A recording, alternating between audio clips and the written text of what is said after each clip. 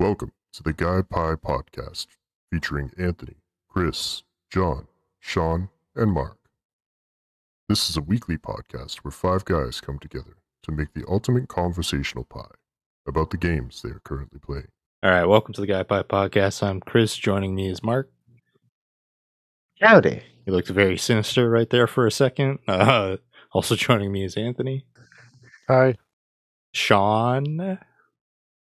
Yeah, my name is Mr. Bump, and Fuck is that? I go bump in the night. So it's kind of what I do. I'm scared. and John. Hey, so guys, I found this glitch. You go to Chase Bank. I made this my own check, right? I'm gonna put it in. It's gonna change my life. I'm gonna be able to buy Banana 3. And yeah, I'll let you guys know. Maybe I'll even share it with you. Like, this is gonna change my life forever. I guarantee it. Do it for the banana, John. I only have use to. socks, so I don't really need currency or anything. I'll give you something. I'll give you socks, yeah. Give me a sock, yeah. But yeah, see, $1 million. I'm gonna do it. Fucking right. Yeah. I think Guys should never This see- guy's doing it right now. Just don't check your bank account after. Oh no, I'm gonna go, like, I'm gonna hide. Could you just go open an account at a different bank and put it in there? No, I'm just gonna do it. Are we gonna do it really here. talking about kiting checks and trying to figure out a way to do it so you don't end up It's not owing like a bunch any of of us money to a works bank? with the bank, like, or anything like that. You know? I'll tell you, it's not going to work. Whatever you're doing, the bank will find you. Oh man. Maybe. All right, let's talk about the first game this week, Astro Bot. Sean, tell us how you've been enjoying it. Astro Bot is a work of perfection. I have never...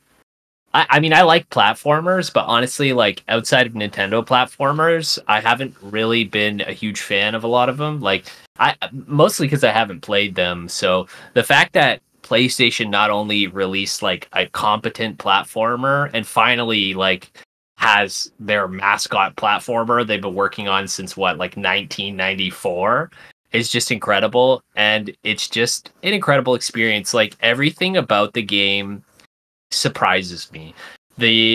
All the little bot cameos. I'm not, honestly, while describing the game, I'm not gonna explain things, because I think, like, if you're interested in this game, like, even a little bit, or you're a fan of PlayStation, you should just play it. Like, you shouldn't watch videos of people playing it. You shouldn't, like, listen to podcast. Turn this podcast off. Turn it off. Delete it. YouTube, delete this podcast.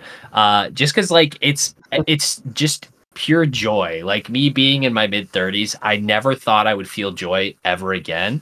And then Astro Bot came along. Like, all the cameos are just perfect. Lots of cameos I wasn't expecting. Cameos from, like, ancient relics of things. Like, I will say one, because I don't think it's a huge mind-blowing thing, but the mascot for the PS1, the, like, polygon dude, is a bot. Like, what? Like, who even remembers that?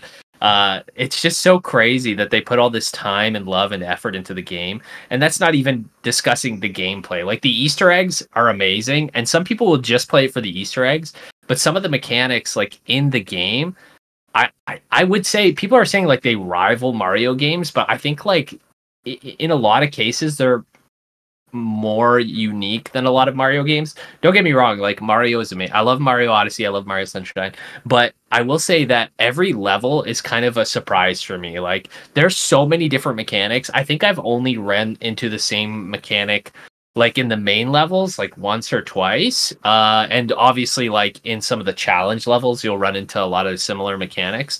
There was one level that I think I was telling you guys about that it just blew me away. Like, it's so genius, like, downsized surprise. Like, you're just regular size, right? Going through this level, it looks relatively small, and then you shrink down. But the way they did it is so perfect. It's seamless. If you could hear the music too, like, when you shrink down, the music sounds like it's coming from, like, farther away and more in surround. And, like, it's just such a unique level design too. Like, there's, like, little grates you can fall through. There's, like, this, like, mini platforming section here. The whole level is just, like, geniusly designed, and it's so tiny and so, like, nothing is out of place. Everything in this level serves a purpose. The coolest thing too is like the part where you get to the frog and you can blow bubbles and you actually blow it into your microphone. Like when you jump on the bubble, it looks like what you would imagine jumping on a bubble would look like. Like it's so incredible. I was playing this in front of Ash and Eli the other day, and I was like, every 2 seconds I was like, Ash, come look at this, and then she'd come over thinking that I was doing something amazing, and I'd just be punching a curtain, and I'm like, did they really have to go so hard on like the curtain physics? Like, look at this curtain. Like, it's just, I don't know, it's just a love letter to Sony fans, and I think they did an incredible job. I haven't beaten the game yet because I'm very OCD about like clearing and 100%ing levels before I move forward. But you know what? It doesn't feel like a chore. Sometimes doing that in games feels like a chore, like having to 100% a level.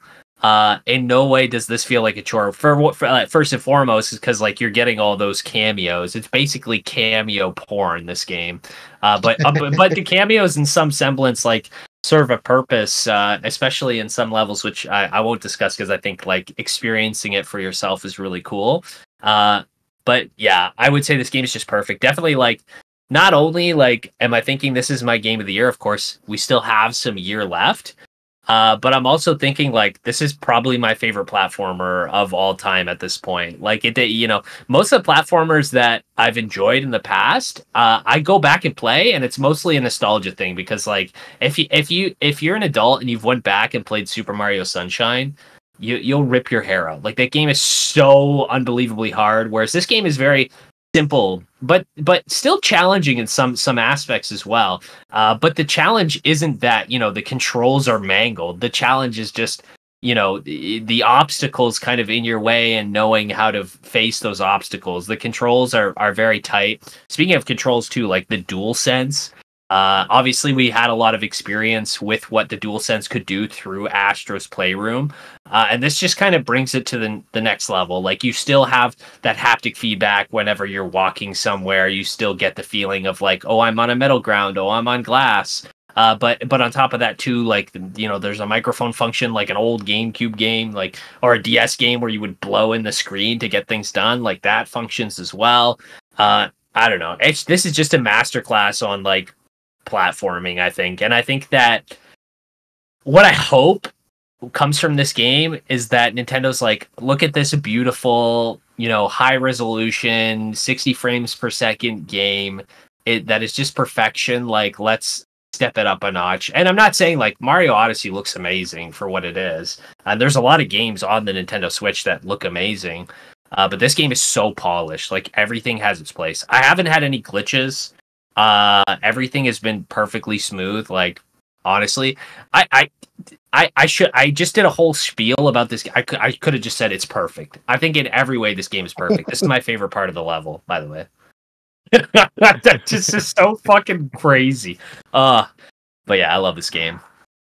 Yeah, no, Astro Bot is everything I hoped it would be and more. Like when like the PS5 launched and it came with like the free built-in for Astro's Playroom, that in and of itself I was really excited to experience, and it was so finely tuned and just like such a great like free little entry thing to experience that like I've been craving for like a full title game from them ever since they made it.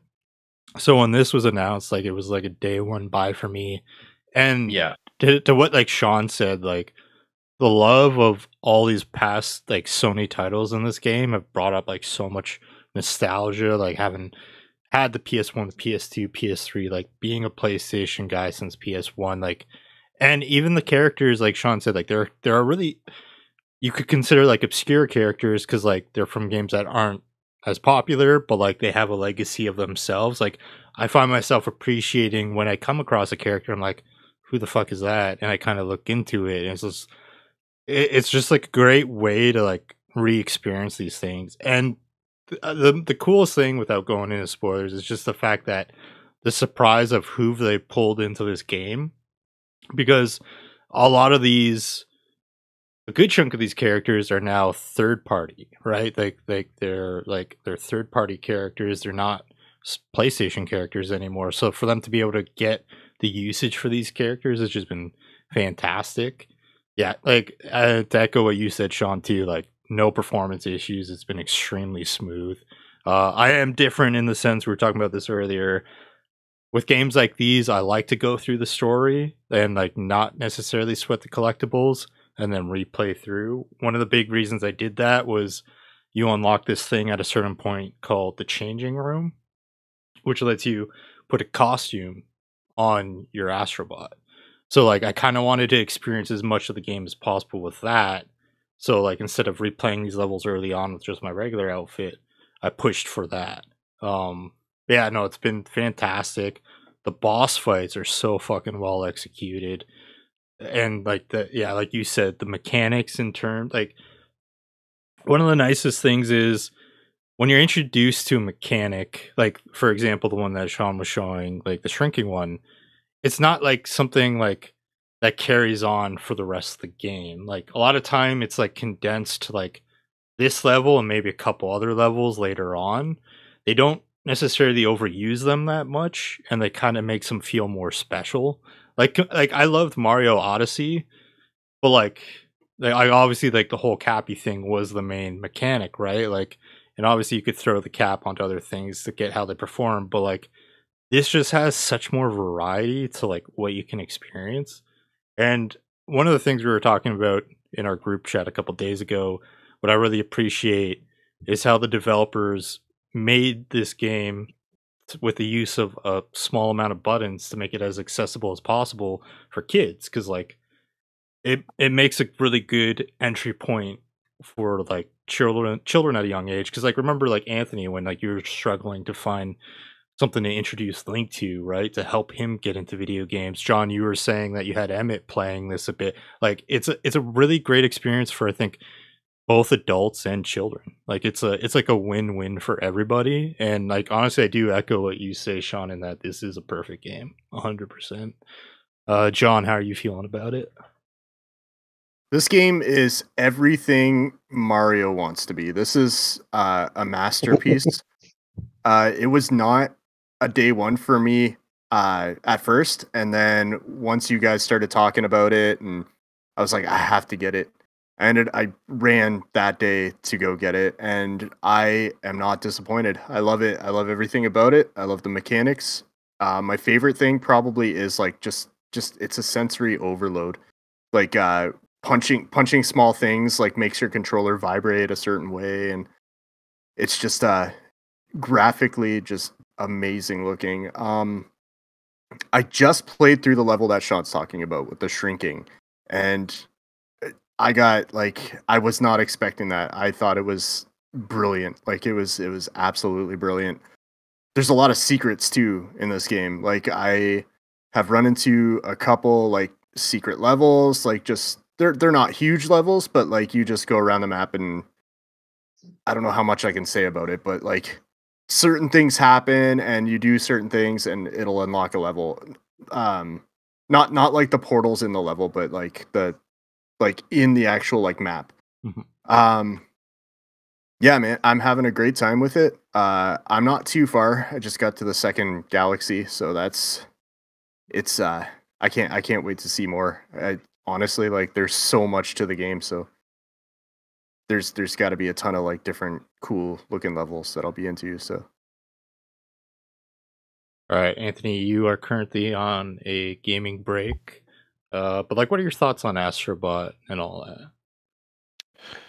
Yeah, so I haven't really been paying much attention aside from reviews on like OpenCritic and just through you guys, what you've said here and in our, our group chat on Facebook and stuff.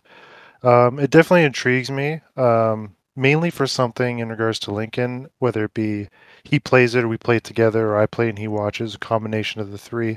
And I definitely see what you guys are saying, and I believe what you're saying.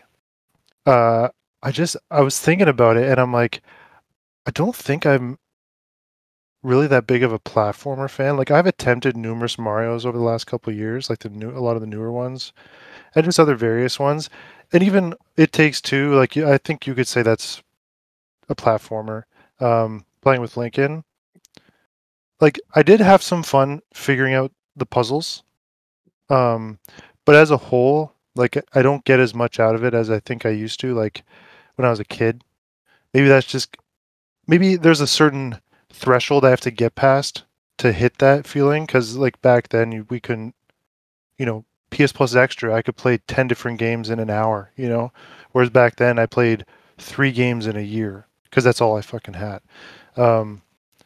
But who knows, the way you guys are talking about it, the way everyone is talking about this game, when the day comes that I do pick it up and Lincoln and I check it out, that could be the key to bring me back into interest in the genre. More interest than I currently have anyways. And I am definitely interested. Like, I'll be watching for those cameos for sure. Like, even I saw on Reddit a bunch of follow different subreddits, and one of them is Legend of Dragoon. Because I'm always just hoping one day I'm going to go on and be like, someone posts that they're doing a remake or a remaster. Someone posted a screenshot that they have Legend of Dragoon, at least one Legend of Dragoon character cameo in the game. I was like, that is fucking amazing, dude. So, yeah, it'll be a sale game for me, especially I'm trying not to play games this month, and just the financial aspect of things right now. I know it's not a full price game, but it's close enough where I'm like, maybe just wait till I get it, at least $20-$30 cheaper. On top of like unlocking cameo characters, like another cool thing that you might appreciate is like you may unlock the Legend of Dragoon like cameo character, but then there's like a gotcha machine, and like when you unlock a character, if you go to the gotcha machine, you could get items that are significant like to them in the game, and then if you interact with the character, they might do something interesting from that game with the item. I've never played Legend of Dragoon, so I can only imagine what that is, but dude, that's sick. I'd be curious so it's like a unique interaction based on each character. Yeah, if you punch them, yeah, every character has a like. I'll give one example because it's early on in the game, but you unlock Psycho Mantis, and then the gotcha unlocks like a PlayStation, like a PS1 and a controller plugged into the first PlayStation port, and then like the screen from Metal Gear Solid. And like the description is like, did this controller just move by itself? And like, yeah, so like stuff like that. It's yeah.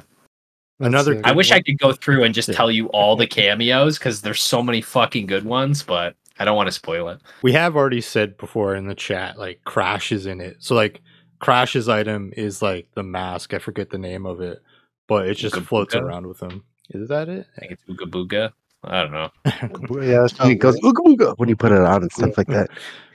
Yeah. No, yeah. That's the thing. I like now that I'm in the cleanup, a lot of time it has this mechanic where once you've beaten a level, Sean told me about it, you can go back and at the start of the level, there's like this bird. You pay like 200 gold, and as you go through the level, it will like tell you when one of your collectibles is near. So like I've been like being mindful of like, okay, this level I'm missing like 3 bots. I'm going to use that.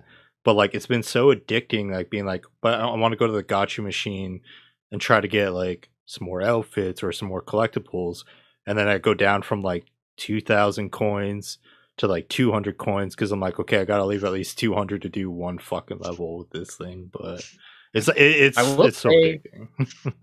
I will say, like through going through and like completing every level before I move on, there's like finding things doesn't seem to be as difficult as it can be in some games. Like top of mind, like Uncharted games, like sometimes it's hard to find all the collectibles and stuff like that. Like I like the game kind of trains your brain to be like, oh, I should, for example, like keep looking off the side of the map because there's probably somewhere to drop down. Or if like you have a certain mechanic, it's kind of like, oh, well, I should definitely check this then, or check that. It has a good way of, and there's been still a bunch of instances where I did use the bird, mostly for like the portals. Sometimes I have trouble finding the portals. But the game is designed so well that it's like, it's almost intuitive to search certain aspects of it. Whereas like in some games like Uncharted or Resident Evil, it's like, oh, look where you would never ever think of looking. And then you train your brain to do that. It's like, I'm still missing shit and I have no idea why. But yeah, I'm trying to think What else is there? Yeah, as to what you said, I think going back, there was only like a select handful of ones that were like really, really hard to miss. But I think those were like from later mechanics down the line that like get introduced, where it's like, I didn't even consider this like at the fucking Yeah. But then when I find them, I'm like, you idiot! Like it was so obvious. Like Moron. It was in your heart all along. It was right there. All right, Mark. What What are your one thing to thoughts? yeah. Well, one thing to expand on what Sean said too about like getting trained to do certain things in games. It happened only a handful of times, but anytime I start a level, the first thing I do is turn around and look at the beginning of the level to see if there's a collectible literally right behind me, because it's happened a couple of times. The amount of times that it has appeared again is almost never, but I always do it no matter what. So yeah, so it definitely does train you in that sort of respect for collectibles and stuff. But I honestly, I wasn't planning on getting this game at all until I heard you guys started talking about it right now. But it does seem pretty good. I think maybe after I clear the galaxy of Tyranid Filth, I'll hop on that game. It has a nice palate cleanser. But yeah, like it does sound really fun. I do enjoy a good platformer, a nice, especially because like as I'm assuming the difficulty isn't exactly, in the stratosphere for this one. So it'll be a nice shut my brain off and just sort of relax game, it sounds like. And also I haven't been with PlayStation as long as you guys have, but it would be nice to go through and like see all those milestones and all those characters. So yeah, I definitely went from not considering to buy it to buying it now. So good job, guys. There's literally like, from what Chris was saying, like it's almost like this game is a museum experience, like with all the things that they include in it. Like it does really tickle your brain, and like you have to look stuff up and be like, okay, like why is this in here? What is this? Like some of it's not even from games. It's just like things you would know growing up in that time period that was in a commercial. Like it's just really cool and really exciting. It definitely belongs in a museum. If they ever did a sequel, I have no idea what they would do, but I'm sure it would be just as incredible, if not more. The cool thing is, if they do a sequel, I see it coming before the next PlayStation generation, because like we're about midway through the PS5 generation right now, and like Astro's Playroom came out at the launch of PS5, so basically probably like a 4-year turnaround for this thing. So we'll probably get another 3 to 4 years of this generation before the 6. So I could easily see us getting a sequel, and especially if it's as successful as it sounds to be, like Sony would be dumb to not fucking do a sequel for this. Well, we know all about video game conglomerates, monopolies being stupid, so yeah. And honestly, to take what you said about museum a little bit farther, I'd actually kind of compare it to like going to Disneyland as a kid. You're seeing like the history of Disney, you're seeing all this distracting, beautiful stuff, and like you're just there experiencing all of it, and it's just like every corner you're just seeing something fucking special. So yeah, I definitely, not to outdo you or anything, but just selling drugs to little kids. Yeah. Every corner of Disneyland is different. All right. Are we good on Astro Bot? Anything left to say? Yeah. But I would not only put this in my mouth, I might put it in every orifice I own. Yeah, we'll post that on our OnlyFans page. Check out our OnlyFans to see Sean put Astro Bot in him. I'll go grab him. I'll be right back. You guys continue. You each have a copy, so there's 3 orifices right there. We can do this. All right. And if it's digital, you just got to shove the whole PlayStation up there. just gotta shove it right up there. So next up, we got Hogwarts Quidditch Champions. Anthony, we'll start with you because you broke your you didn't break your gaming break for it. This was always one of the few exceptions you had planned. What were your thoughts on it? Yeah, so I mean, my wife's a huge Harry Potter fan. She's not a big gamer, But and I'm not quite as big a fan as her, but I would say I'm a pretty big fan. I still remember going to see the first movie. I think it was like grade 2, and it was just like nothing I've ever seen before. It was crazy. And I know I haven't played Hogwarts Legacy, but I know that they omitted Quidditch from it. So I'm really interested because it's like, oh, they're gonna take this and scale it into like a full game, and I didn't register. Like it's a known thing that for myself that I just didn't register with it because I just think, oh, it's Harry Potter, co-op Harry Potter game. I didn't think about the fact that in any game I've ever played, I generally dislike vehicles, unless it's like a vehicle game, like a racing game or something, because those are generally pretty crisp. But generally vehicles, or especially in the sake of flying, in the case of flying vehicles, and just the way they control, I'm just not good at it. Like I usually just hurry up and get past that part in the game so I can go back to what the game generally offers. And that idea didn't even register until I started at the tutorial, and then it just flooded in. I was like, "Oh, I'm not going to like this game." And I showed up late, so you guys were already in it, so I had to do this whole tutorial where it has you do like 4 matches or whatever. And I'm like thinking to myself, I'm like, "What do I do?" Like, I don't know if I'm going to be able to join these guys. And then I'm hearing like some feedback from some of you of maybe similar agreements, but already past this point, and I'm like, I can't do it. I'm like, I just pulled the plug. I got like 2/3 of the way through it, and if it would have been manageable, I think, if the game was predominantly like against AI opponents. Like say there's like, think like Mario Kart. You can do like different cups, and you're racing against AI and stuff. There is that. Different game, obviously, but what? There is that. You could do cups. Oh, you can do cups. Okay. Yeah. I didn't know that, but at the time, because at the time I was thinking, oh, I could barely manage to beat the tutorial enemies. How am I supposed to beat other players? And then I hear some inputs from you guys while I'm thinking this of like the enemy players being ridiculously skilled, and how the hell are they doing this and all this shit. I'm like, yeah, I'm out. This is it. And literally during the same game session when we were in party chat, I not only booted up the game, made a character, played half the tutorial, closed the game, and deleted off my console all in one session. So nice. I'm full stop out on this. Oh man! I just remember like as we're playing, Anthony going like, "Yeah, I don't think I'm making it past this tutorial." just like, yeah, I had a feeling. John, Yeah. what were your thoughts on it? Fuck this game. It would okay. So it would be fine if I didn't have to switch between 2 different like roles. Like I could just play chaser, or I could just play keeper, which would be boring as shit. I get that. Or I could just play beater. And don't get me started on the beaters. They can die. Get rid of that shit. It's like Rocket League, but fucking impossible. I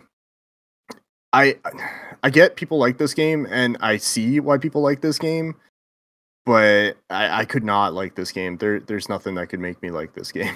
Maybe if they eventually add like 6 players to your, like 6 people that could be in your party and just be the roles. Nobody would want to be keeper. I get that. That's fine. But it doesn't work for me. It's too much. There's too much. No, yeah, it's fair. That was like my biggest issue with it, was having to swap between 2 roles. Like, especially if you pick keeper and chaser, you're pretty much going to have to stay as keeper. Like, you want to keep your eyes protecting that at all times with how fast things can quickly move. I think it is a good game. They just executed it poorly in the player distribution of like, they should have at least done the 4v4 where somebody plays all the chasers and then everyone else plays each individual role. Because like the tutorial, for the most part, I was enjoying it. And the first couple matches, I was enjoying it. I will say what was getting old during the tutorials was I want to make a new fucking character every time. Granted, I just did a basic ass bitch each time. I was just like, I didn't change after the first one. I didn't change anything on the rest of them. I just clicked continue. I was like, what the fuck is this? What's happening? It was quick for me. I just made him bald and put glasses on him. I didn't even like change like what they looked like. So. But yeah, those are my thoughts on it. If they ever do expand it where I could specifically play one role, I would definitely come back to this. Sean, where are you at with it? Yeah, I had like I quite enjoyed a lot of it. Like I played through all the cups on like the hardest difficulty, and I enjoyed doing that and unlocking stuff.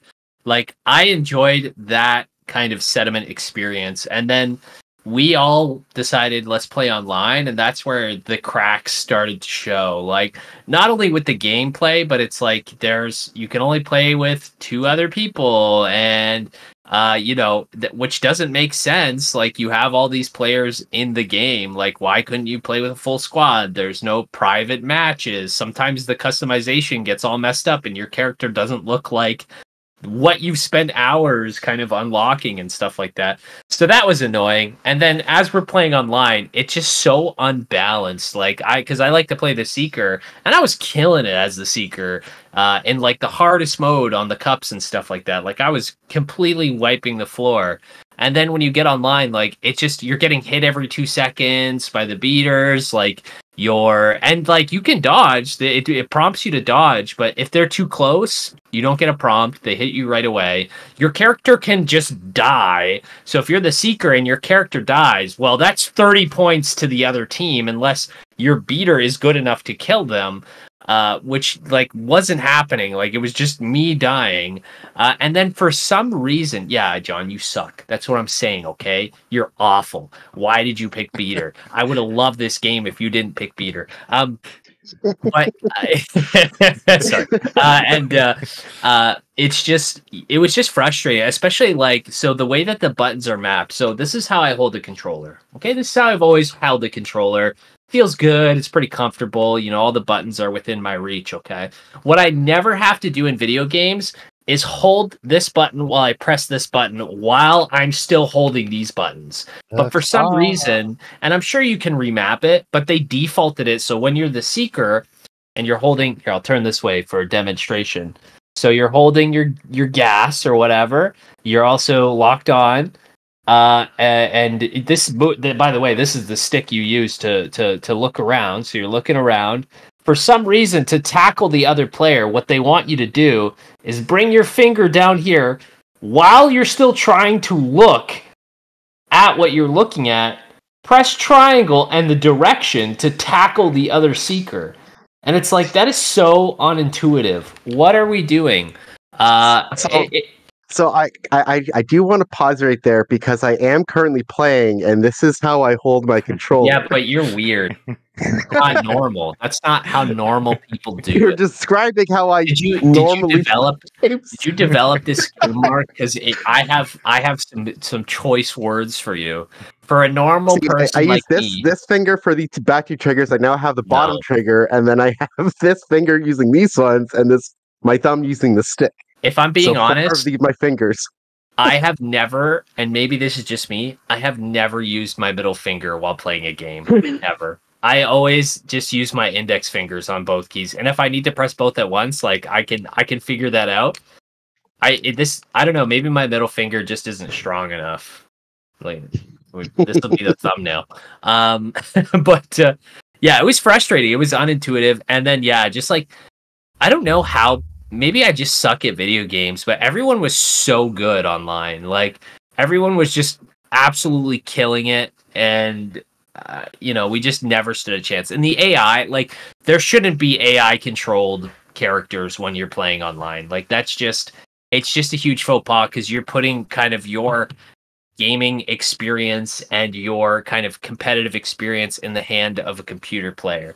And in most cases, they weren't scoring goals. The AI goalkeepers weren't blocking shots. Like it was just a frustrating experience. It should be every player plays an individual role with an exception of the Seeker. That's it. Because the Seeker, that would be hard. I don't know how they would do that because it's only for a portion of the game. But I don't know. It's not up to me to figure this out, though. I will say that. But I enjoyed most of what I played up until multiplayer. What do you remember in Battlefront? Wasn't it? It would randomly choose a player to be able to play as a hero or villain, like during a match. Yeah. Couldn't they do that where it selects a random player to have the opportunity to be the Seeker at the point that it's relevant? They could do that. Except, like, in that instance where in Battlefront, like, it makes sense, like, a random person is being chose to play an OP role. The Seeker is very, like, highly skill-based. So it would kind of, like... I guess it kind of balances it because maybe both teams have a bad Seeker. They could do that. The issue that I would think they would run into is that one of their chasers would be an AI at that point because then they become the Seeker. Or else it would unbalance the game, but...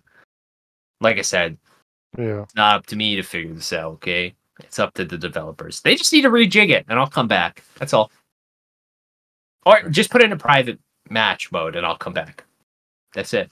All right, Mark. Originally, we were going to play this on the Saturday, but after the experience we had on the Wednesday, I was just like, I don't want him to go through the tutorial, like, for us to play, like, a session we all don't really want to play. Like, so I best, like, suffer through that for us to do, like, a hour session. So we ended up playing Black Ops instead, but what are your thoughts on Quidditch? Yeah. Honestly, I was only going to play this game because you guys wanted to play it and it was free, so I was like, fuck it, why not? But I think I will never play the game.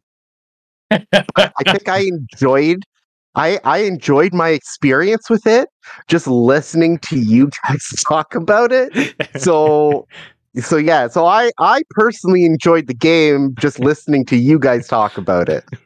I don't know how bad of a time you had. Oh man, you might be good at it because you're holding your controller like a deformed pterodactyl. Yeah, I actually do like flying games, so like. I probably would do fairly decent at it, but I like Harry Potter, but I'm not that big of a fan in order to like get through online play.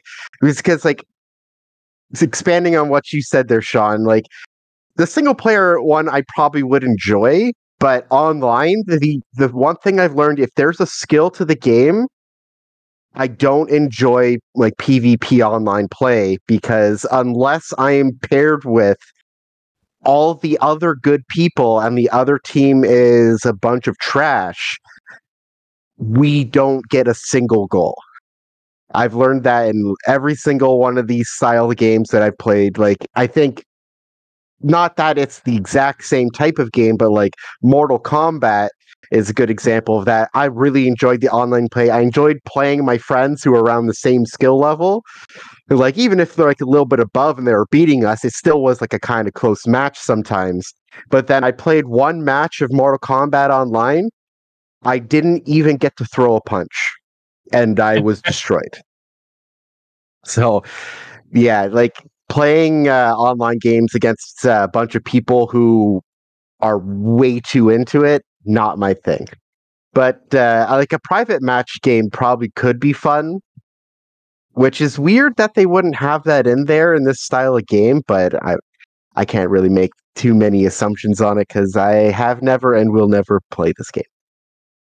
I think honestly, the four of us would have had a much more fun time if there were those private matches, because at least like we're playing against each other. But I remember, oh no, that's why I said the four, Anthony. Yeah,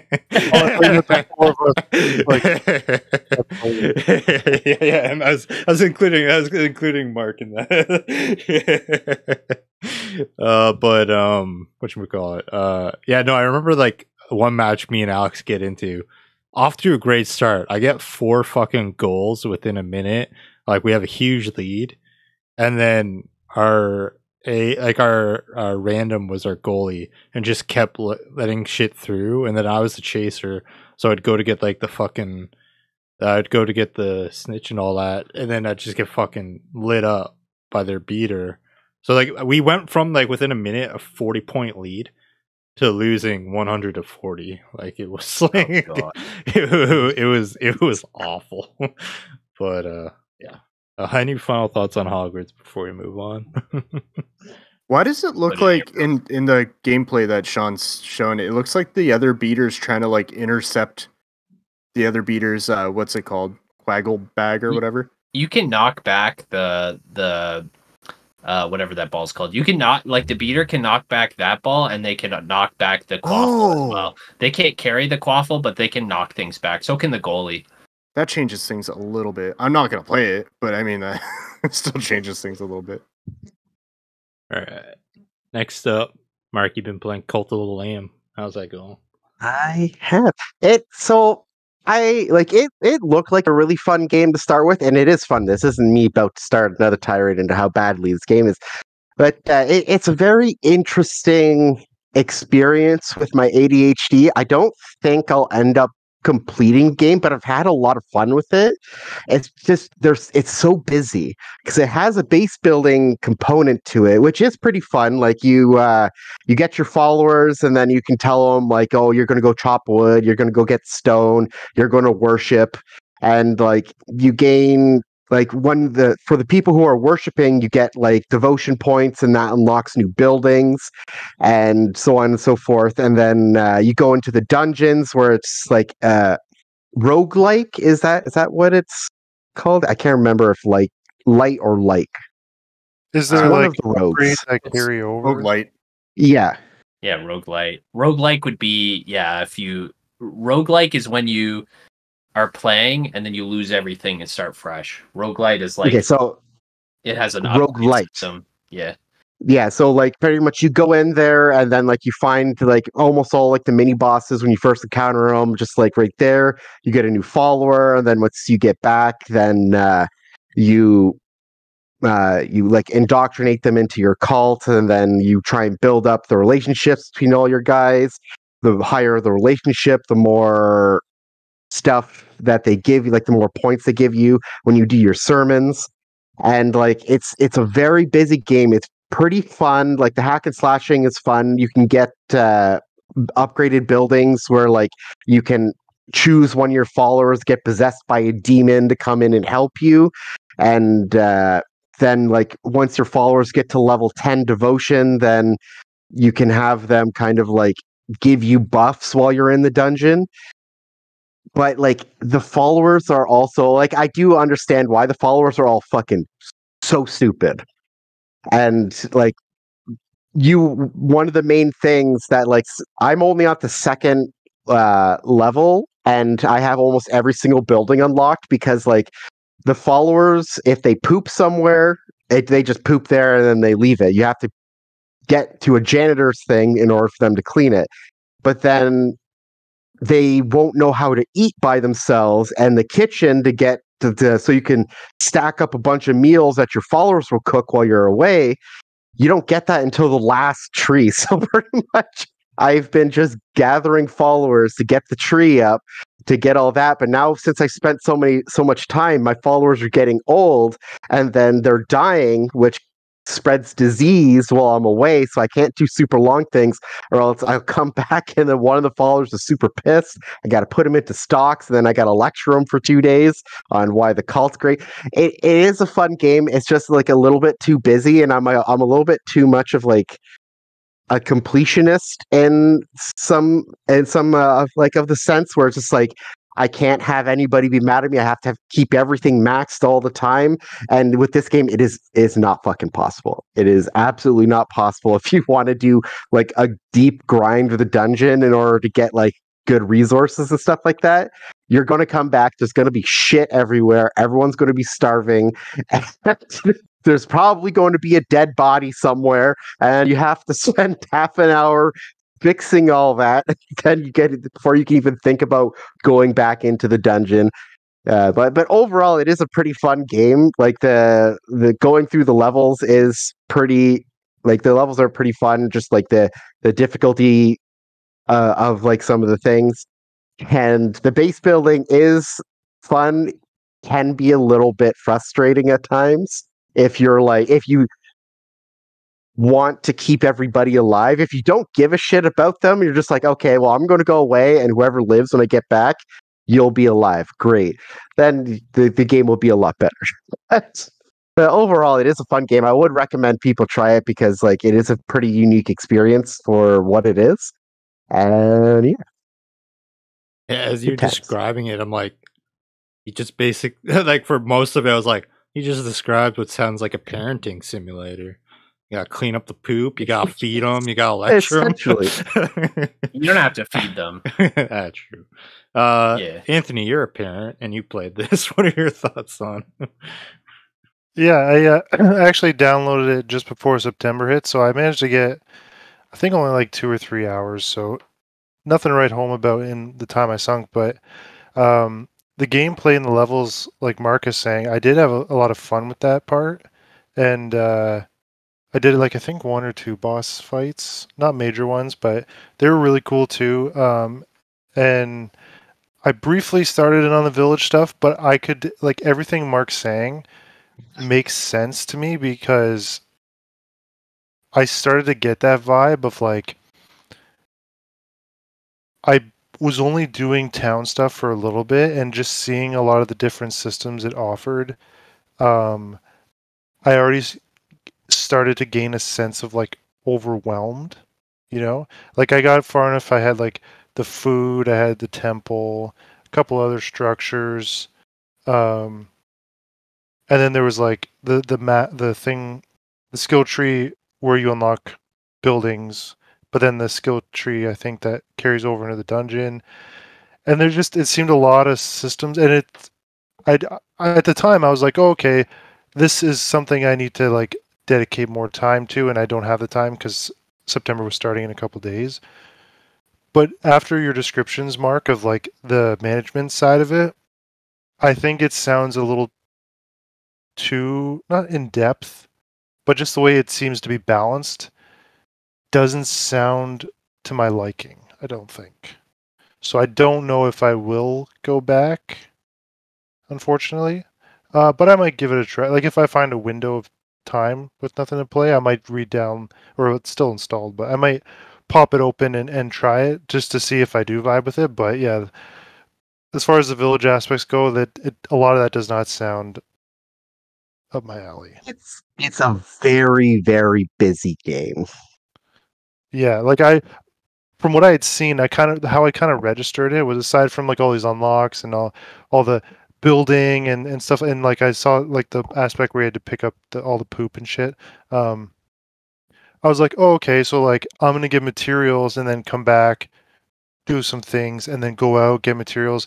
But the fact that you're saying it's you get to a point where you can't even choose to go out for long periods of time without repercussions, I just don't like the sound of that. I understand, gauges over time go down for management type games, but it just sounds too punishing for the longer you spend away. And the fact that the thing I liked most about it was the combat and the levels, it's where I'd probably want to be most of the time, but it sounds like it kind of forces you to split your time either evenly or even maybe weight even more on the management side of things, which is not what I was hoping it was going to be. Yeah, it's you need to basically get to the end tier thing, because one of the main ones is the food, because in the last tier of building upgrades, you actually get the kitchen, and then you can have one of your followers do all that. You can get an outhouse, so they'll poop in the outhouse, but it does have a limit, so you have to build multiple of them if you don't want it to overflow.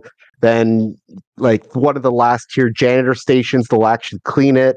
For the farms, you can have them sort of be self-sufficient with the farm as well, and they'll actually plant the crops and stuff like that and pick them. But you have to, I think that's third tier building stuff. So it's you almost have to spend you have to let the buildings get upgraded to end game level of stuff before they can be self-sufficient. So it is one of those things. I think I might have just been a little bit too anal about the management to experience it properly, but Well, that's the thing. Like Yeah. the way you're describing, like how you approach it, sounds similar to how I would generally approach those scenarios. And I don't know. I'm not opposed to not approaching it that way. I just don't know how much I would enjoy it if I didn't approach it that way. You know. So Yeah. I'm unsure at the moment. But the combat, though, I did have fun with. It was pretty simple, but I really enjoyed that part of it. Moving on to another parent. John, what do you think of this parenting experience? So, this is actually one of my favorite indie games, just behind Binding of Isaac. I played the shit out of this game like when it first came out. And funny story about parenting is my oldest daughter, I came home yesterday after work and she was playing this. And she was like, "Dad, they added co-op. Will you play it with me?" I'm like, "Yes, I will." So we started playing it today. And the co-op is awesome. Like they make the enemies a little bit harder and you share health basically. So it does make it a little more difficult. But yeah, that experience was a lot of fun. As for like the it's fairly early game, so it's not really a spoiler. As for like the problem with like your followers getting hungry while you're out or like pooping all over the place while you're out, there are rituals that you can do in the church. One being like it's a fasting ritual, so like it'll make it so they don't have to eat for 3 days. Like they won't feel hungry or anything. The game finds ways around certain things that make like allow you to be in dungeons a lot longer. So like it doesn't it kind of stops being busy after a while and they definitely become a little more self-sufficient. As for like the combat, it's fun. There are enemies that will absolutely piss you off. My enemy is the frog. I fucking hate that thing. The bosses are crazy. Like not the little bosses. Like at the end of each dungeon, you fight a boss. If you fight the bosses 3 times, you unlock like the final boss of the dungeon, and those bosses are nuts. They're so awesome. I'm gonna continue playing this game because I got all the DLCs except the newest one, and yeah, they added so much to the game. It's crazy. It's like almost overwhelming the amount of stuff they added. So yeah, it's a good game. 10 out of 10. Nice. I was like deeply concerned because you're like, I'm a parent. And funny story, the other day, my daughter, I got home, I literally thought you were like poop everywhere. Yeah. my 15-year-old daughter shit all over the house. Sean, what are your thoughts on Cult of the Lamb?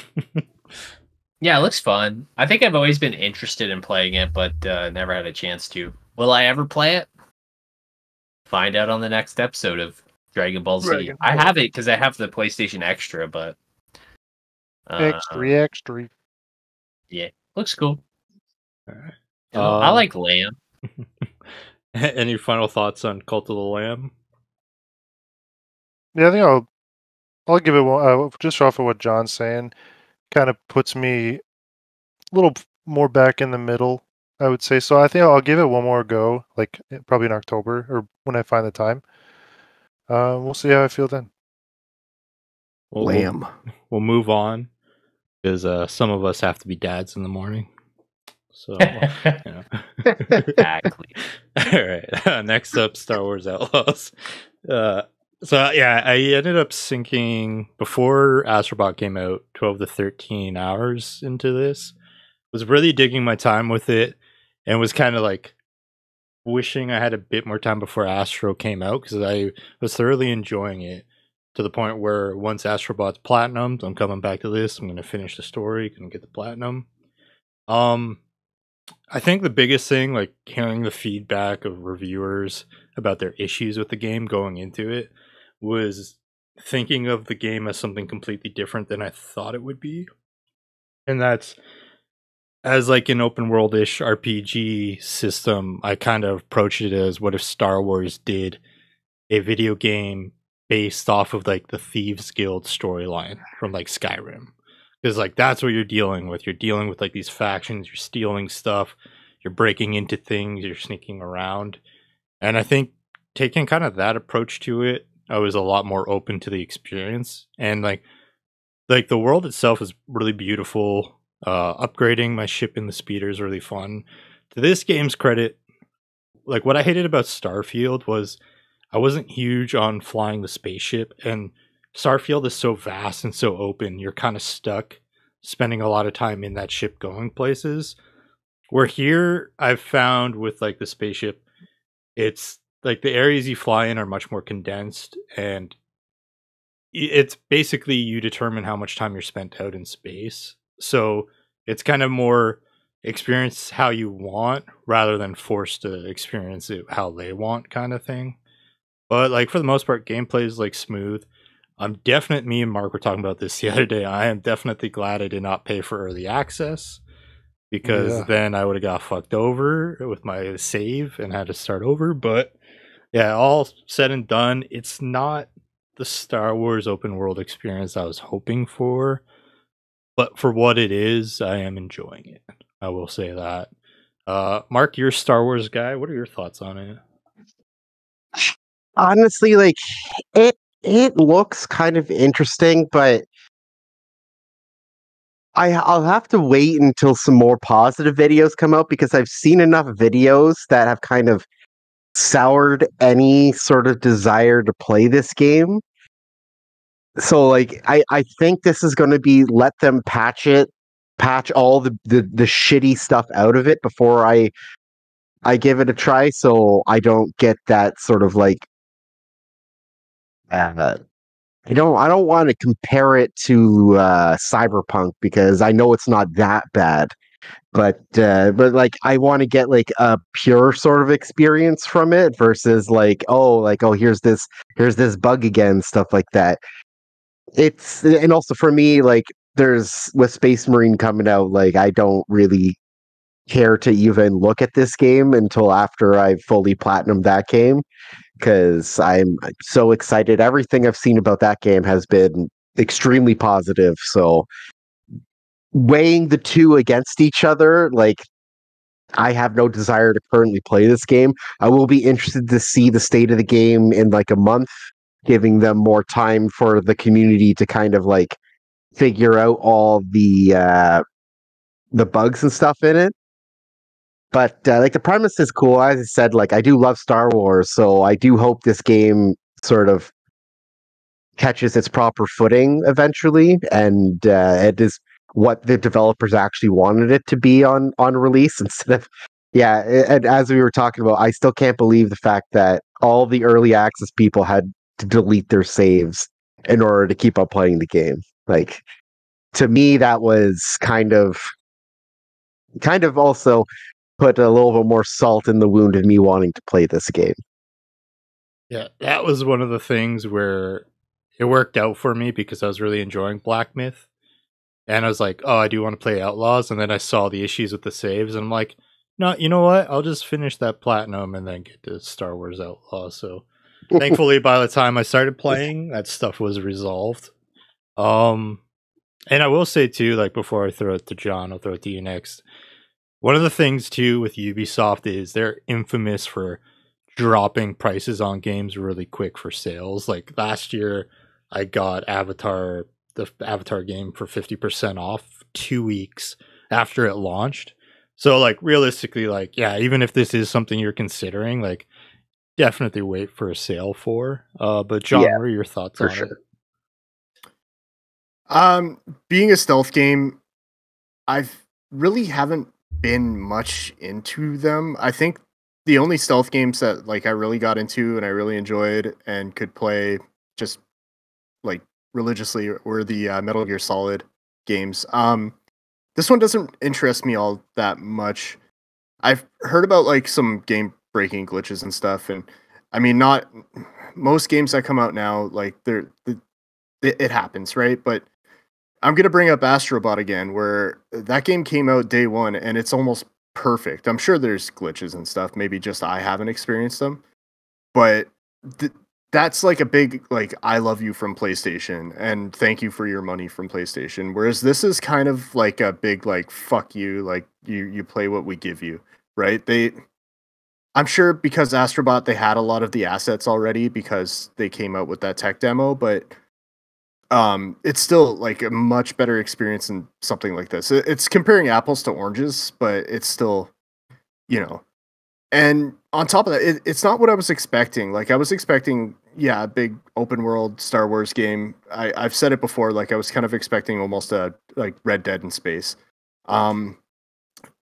Hearing that it's just a big like sneaking mission game, I'm just turned off by it. I can't even think about getting. Maybe I'll get it if it becomes free at some point, or maybe if it's like extremely cheap. But I don't know. I couldn't see myself playing it all that much.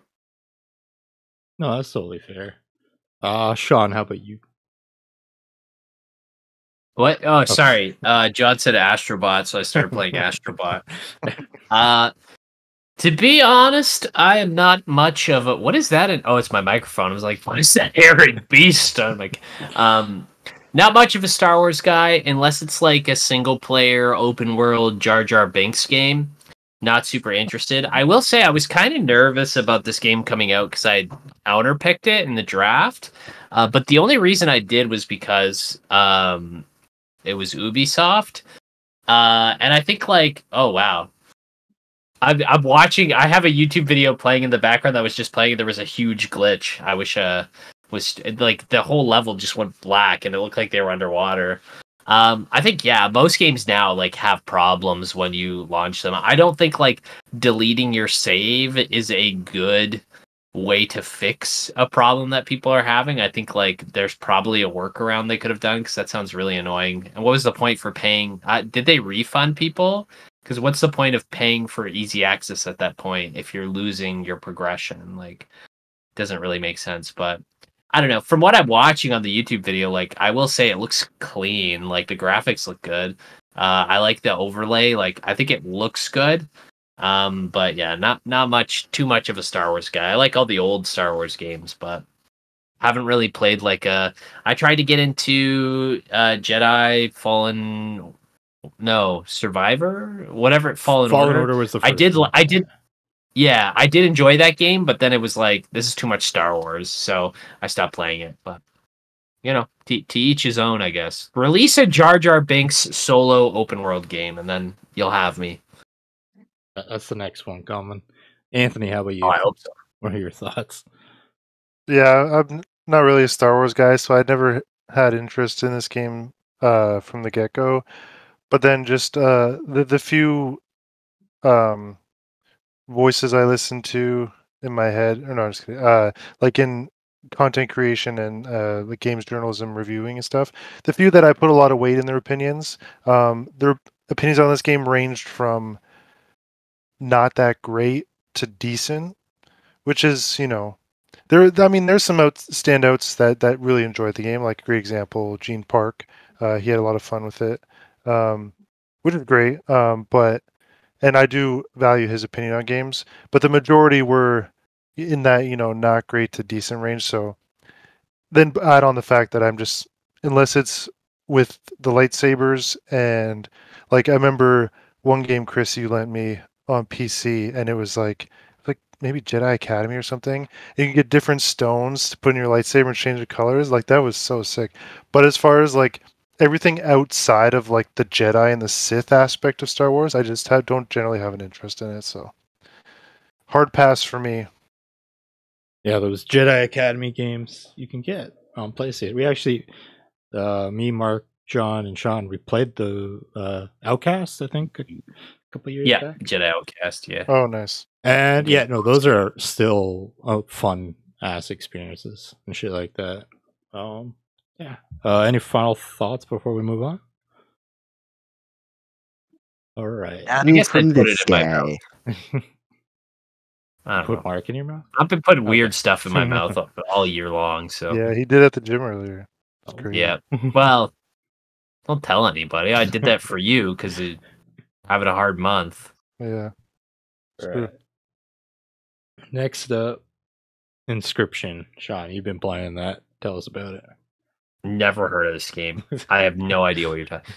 Yeah, I've been playing. I went back, so I ended up upgrading to PlayStation Extra just so I could play a couple games when I was having that kind of like down period. And I saw Inscryption on there, and Inscryption and I have a very special relationship. Not only is it probably one of the best indie games ever created, but before Elijah was born, I was dealing with a lot of like feelings of I'm never going to play a video game again. Now that I'm a parent, like I discovered that you can just ignore your family and your responsibilities, so I could play whatever I want whenever I want. But before then I was like, this is it. Never playing a video game ever again. So I downloaded Inscryption on my PC and I was like, this will be the last game I ever played. I literally beat it at midnight, like the day Eli was going to be born later in the day. Not like while he was being born. I was playing Inscryption, the Casey's mod. Yeah, the game's great. It's just like a card game.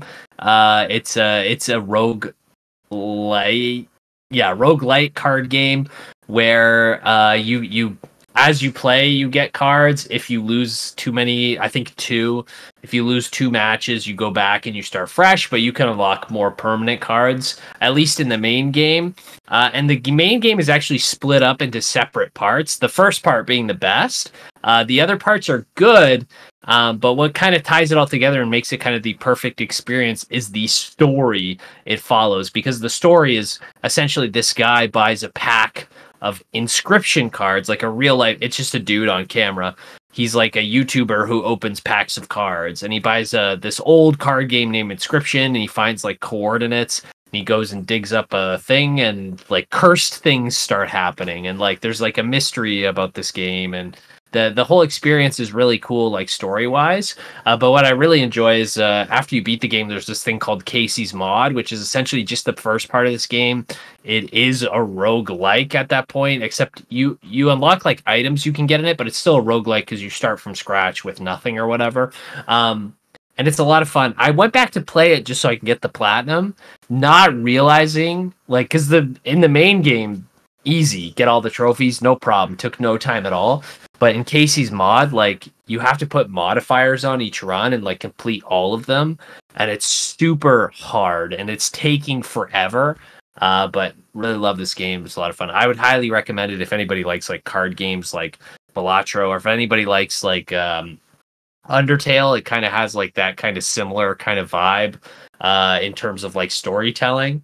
Wouldn't recommend it to you if you're afraid of people grabbing your face, because every time you lose, the guy goes, "Come here." He tries to grab you. So if you have a I don't know what that phobia is called. I'll look it up while someone else is talking. But if you have a phobia of someone, very specifically someone going like this and grabbing your face, don't play it. But otherwise, good experience, lots of fun. For no specific reason, I'm going to ask John, what are your thoughts on this game? Not that I'm not saying you have a fear of people grabbing your face, but yeah, he hates it. Please don't grab my face. So this game, before it came out, I didn't quite know what to feel about it. I'm not really normally into card games, but the roguelite aspect of it kind of drew me in.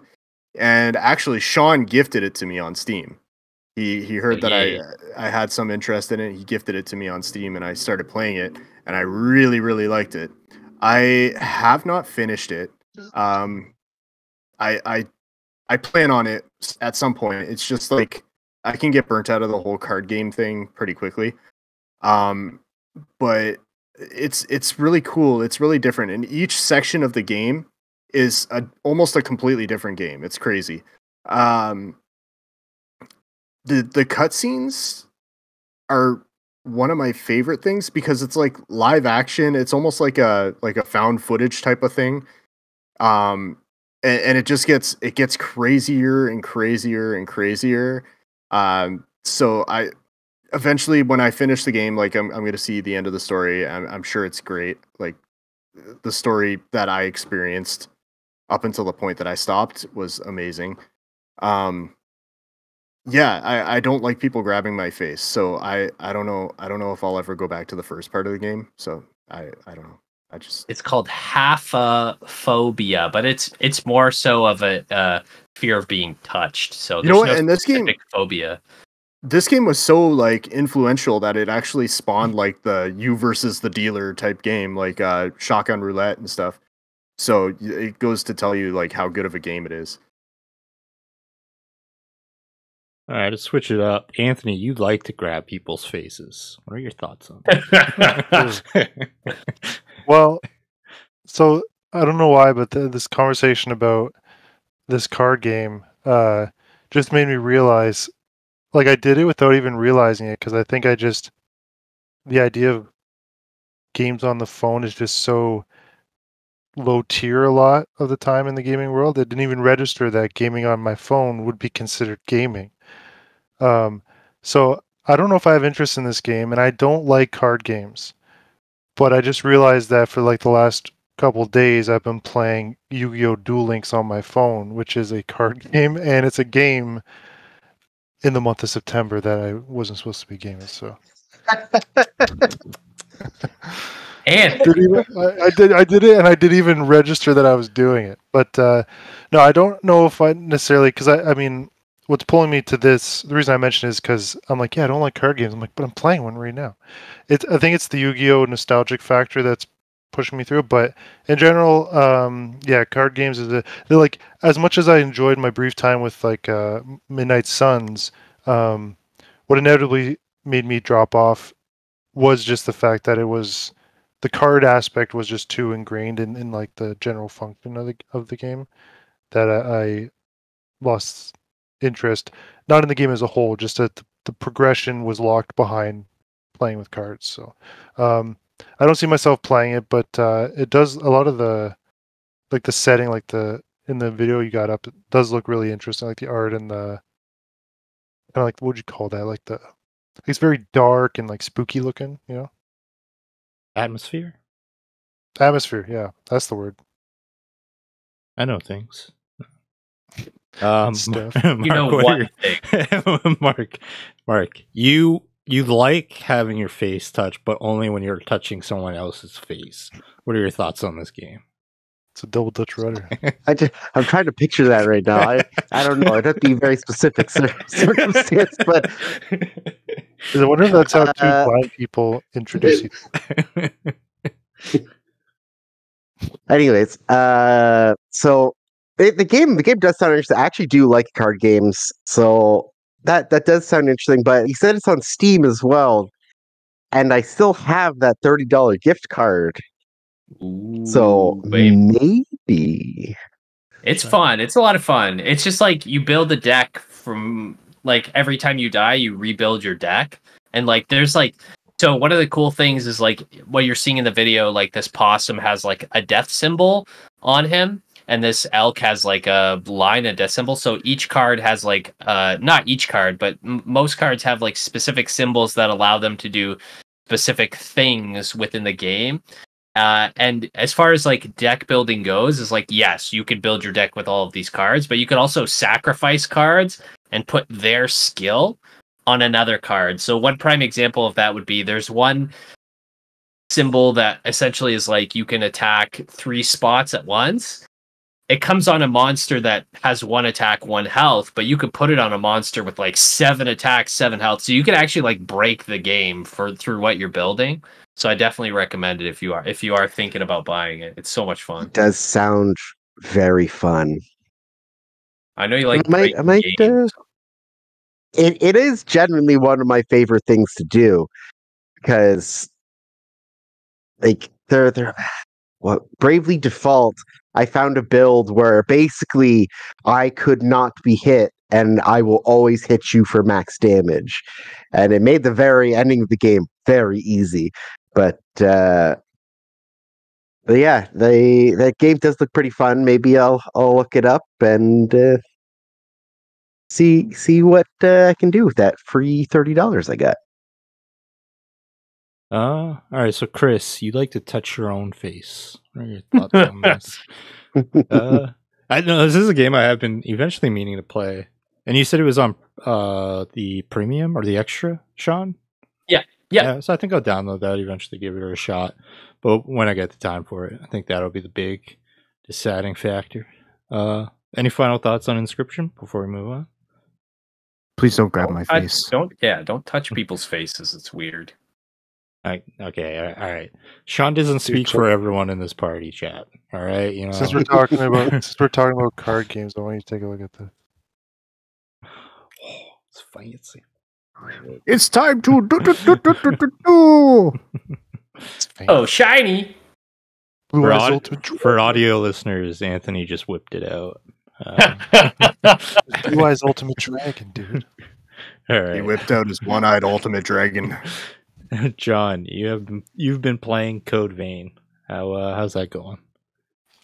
So I played a little bit of it, but playing a little bit of it was enough to experience pretty much what I'm expecting for the rest of the game, which sounds uninteresting, but it is a Souls-like, so it will be good.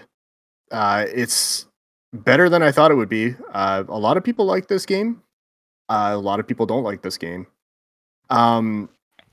It's very much anime Dark Souls. That's all there is to it. Like there's different classes and stuff. Like this, what that is showing right here is different. Like there's Berserker, there's like Ranger, there's like Warrior, and each one plays very differently. You can like unlock their skills.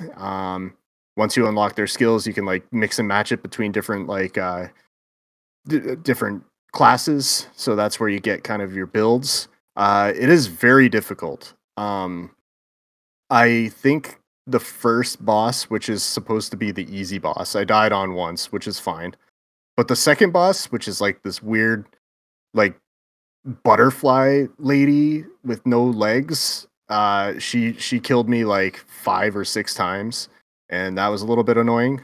And that's only the second boss, so I can imagine it's only gonna go downhill from there. I like the character customization.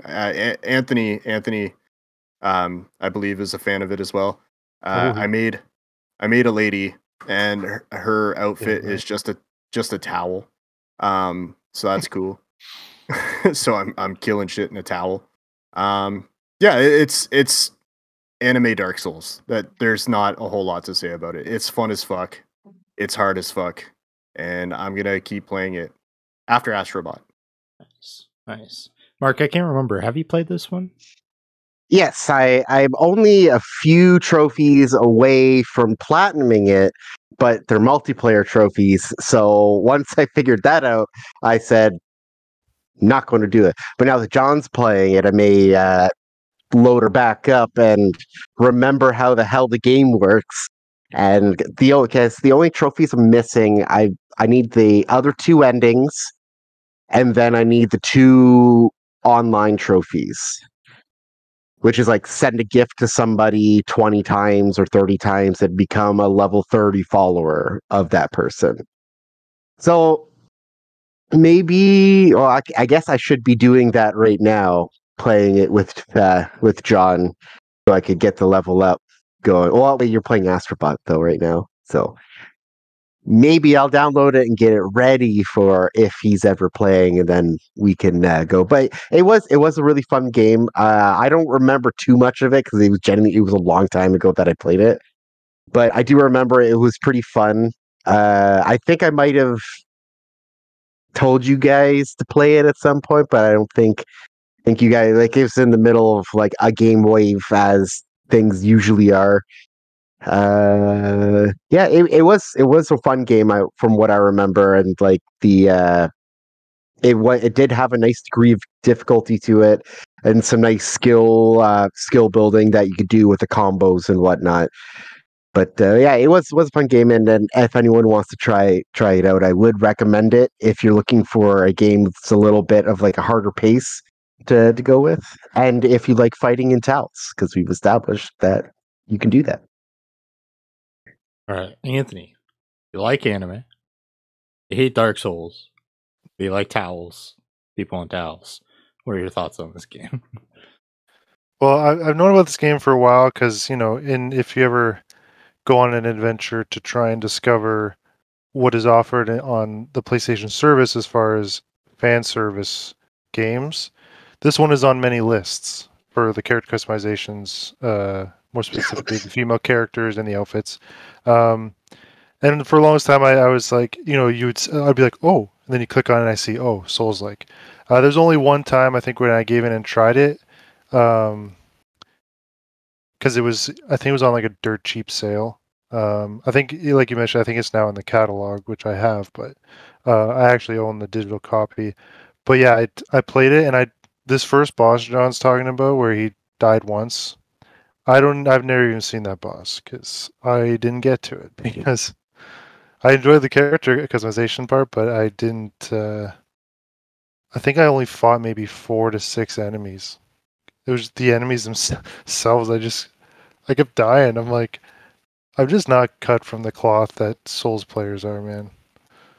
But yeah, so it's not for me, and it sucks because PlayStation does not offer a lot in the way of fan service anymore. It's like we still get them, but it's like a lot fewer titles these days. That's fair. Sean, what are your thoughts on Code Vein? It looks cool. It's something I've always wanted to play, but never got a chance to. This is what I should have been playing when I had my downtime, because it has always been on like my list of games to play. Once again, though, I think I've said this before, like in most cases, if there's a Souls-like game, I'm probably more likely not to play it because I'm just so kind of in tune with like the Dark Souls franchise and like how good those games are. Every time I try to play a Souls-like, I'm like, this isn't really scratching that itch that I have. But in terms of this, like, I think it was such a unique idea that I was open to try it. Because I love some anime. I have a fear of fighting in towels because of grade 9 gym class, but we don't have to talk about that, okay? Yeah, we don't talk It's about not that kind of Yeah. podcast. All right, I'm just gonna scrap the next topic then. Okay. No! Towel time. Grade 9 towel fights. That's going to get us on some lists. Should we bring Dr. Disrespect on next? He knows all about grade 9 towel fights. All right. Oh, man. It's very rare that I ever kind of play Souls like I played Elden Ring. I really like that. I really had a great time with Another Crab's Treasure as well. And I know like Fallen Order is kind of considered Souls like ish, like although it's got like difficulty options and stuff. I don't think this is necessarily something for me. As long as it stays on the catalog, eventually if I find a point where I'm looking for something, I may give it a try, but as of right now, no desire for me personally. Any final thoughts on this before we move on? Next up, we got a masterpiece of a movie trailer this week. We got the Minecraft trailer. Set to release April 4th, 2025, starring Jason Momoa, Jack Black, Emma Myers, who was in Wednesday, Danielle Brooks, she was in Orange is the New Black, and Sebastian Eugene Hansen. He looks like he hasn't been in that much stuff. Nothing notable to reference. Also apparently going to be in this movie, Jennifer Coolidge, who was Stifler's mom in the American Pie movies. Nice. Kate McKinnon Still from alive. the infamous Ghostbusters 2016. Jermaine Clement, and apparently Matt Berry as an undisclosed role. Nice. I'm in now.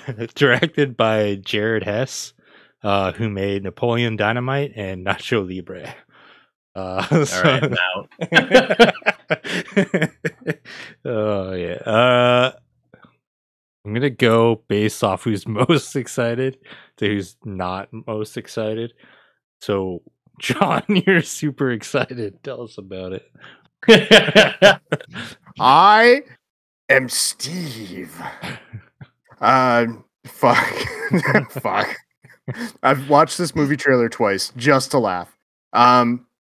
This is a Borderlands. Borderlands basically called this movie. Like this is what it's just an all-star fucking cast in a video game movie. it's gonna flop. Everybody knows it's gonna flop. Even they know it's gonna flop. The characters are in the wrong roles. Jason Momoa should be there where Jack Black is standing, and Jack Black should be where Jason Momoa is standing. That'd be a little more. Momoa should be Steve. Yeah. Oh. Why not? Well, I took Jack it Black as is just Jack. he should just be standing where he's at, and they play the same. Jack Black is just Jack Black. Yeah, Jack Black is just Jack Black. He's playing Jack Black. He's playing Jack Black in every movie, and they're just putting he's Steve. Where Jason Momoa could be Steve, you know? Jack Black can be Jack Black. He could just be, hey, here's Jack Black. He's a character. Doesn't exist. That's him. Is Jack Black. I'm not gonna watch this movie. I might watch this. It comes out on Sean's birthday. I'm buying him a ticket. I'm down. I want to see it. I saw a thing, and now that I'm looking at the still of it, I think it's legit. So his outfit is in Nacho Libre. At one point, he has like the blue V-neck on and like a white turtleneck. I'm pretty sure it's the exact same outfit, but they just dyed the turtleneck blue. It's awful. They just fucking took a costume from something else and just put it on over a t-shirt. Sean, this is bad. What are your thoughts on Minecraft? My thought? It looks good. I'm definitely going to go see it. So that's it. It's a great trailer. Jack Black is a legend, and Minecraft is a good game, and hopefully Herobrine's in it. And yeah, looks good. Anthony, you taking Link to see this? No. No.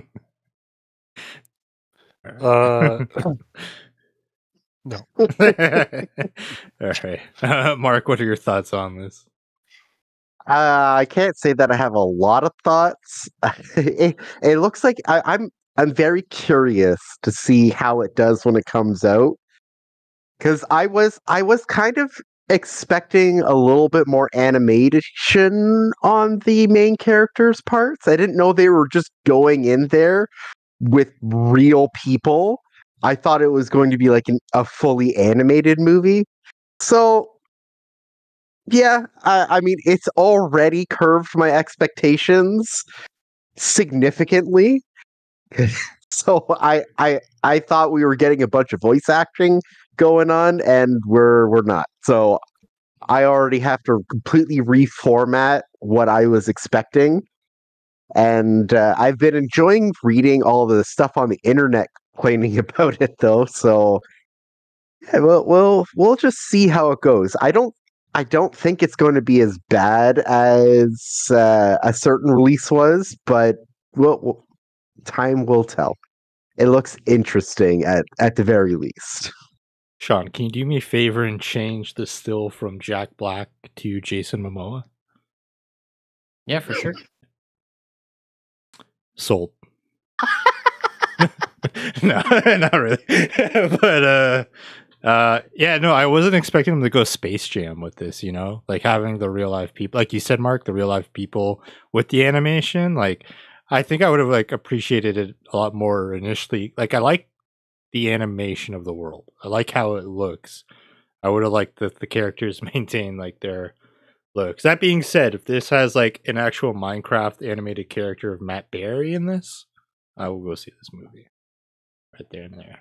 I will see this movie. But yeah. Any final thoughts on Minecraft before we move on? I saw Minecraft April 4th next year. I saw a TikTok today that kind of changed my mind about it. This guy was like, okay, so it's not your typical like, oh, they get sucked into a video game type movie. It kind of made it a little more interesting where they said, oh, it's Minecraft is a different, like a different land that exists in like a alternate universe, and they find a way to go to it. It's not they're getting sucked into a video game. So that might make it a little more interesting. And Steve is apparently from where they're from. No. And he knowingly goes there because he likes it there better, and he rarely ever goes back to like. So maybe. I just want to take a moment to appreciate as you're doing this pitch. Anthony's like, No. No.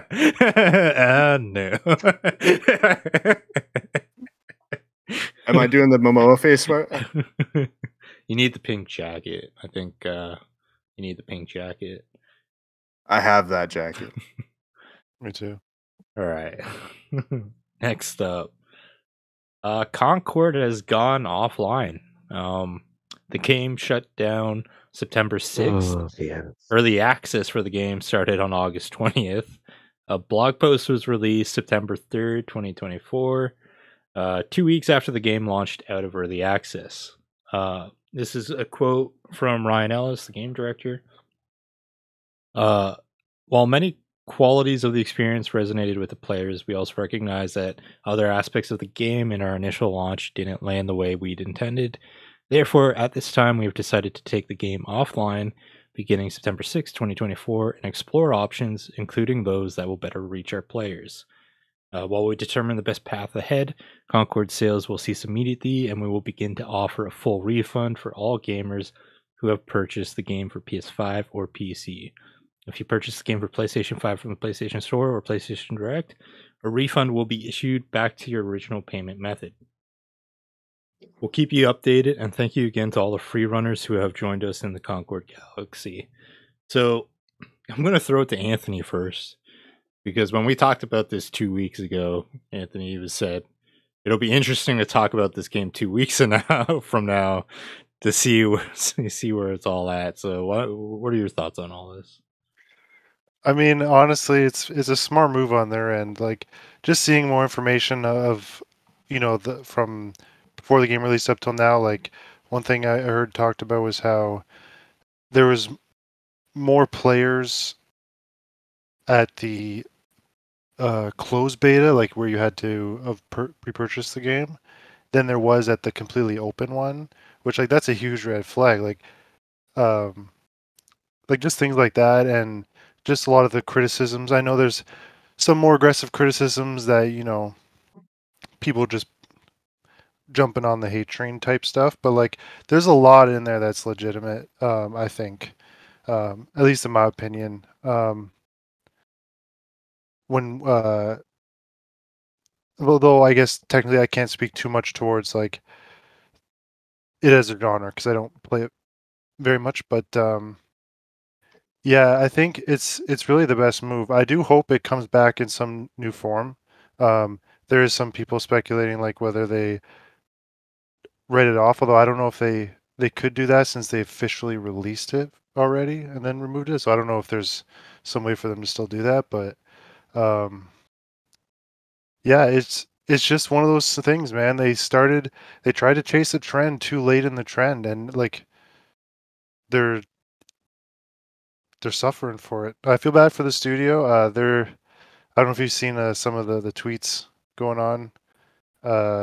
Someone from the studio was tweeting basically about how some of the people at the studio not only don't want to work at the studio anymore, but they don't want to work in games in general.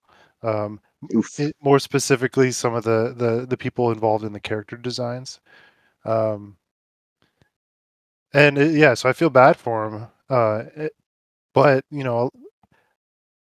the way they feel is a result of probably a lot of like the dicks online, but like the core of what these people are saying, I think has some truth to it. They just take it to the extreme. Yeah, I don't know what else to say, man. I didn't expect them to go this route. It's crazy. Like they take it offline, they refund everybody.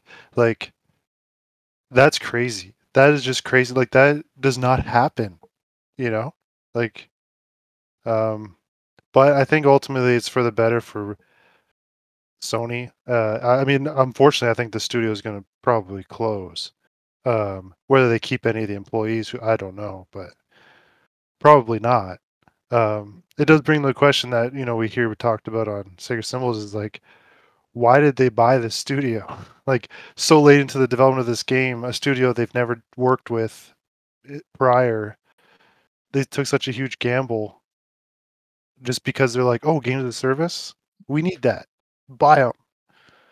Bit them right in the ass. At least with Bungie, I know there's been a lot of negativity around stuff with Bungie and Sony, but it was a logical purchase. I know much more expensive, but like there's a history in live service there and whatnot. Like that's on the surface makes some sense with the direction they were going, but this I feel like Sony kind of biffed it a little bit. But you can't win everything, right? So I don't know. That's fair. So as the only person who played it, like, it did suck in the sense. I think when all said and done, I only played like 4 to 5 hours because I played what I could like that first week, and then the week after Black Ops came out, the beta came out. So I'm like, okay, I'll just play this again. I'll get back to this next week after the beta. The Tuesday where I'm like, okay, this week I'm gonna really get back into Concord. It was like I saw the news of it shutting down, and I was kind of like, all right, well, what's kind of the point right now? Unfortunately, because it's just like it's not going to be here come Friday. Like, I'll just like leave it at that for now. I do hope they don't get shut down. I do hope they get given that opportunity to bring it back as free to play. Because like you said, Anthony, I think there's only the two logical moves.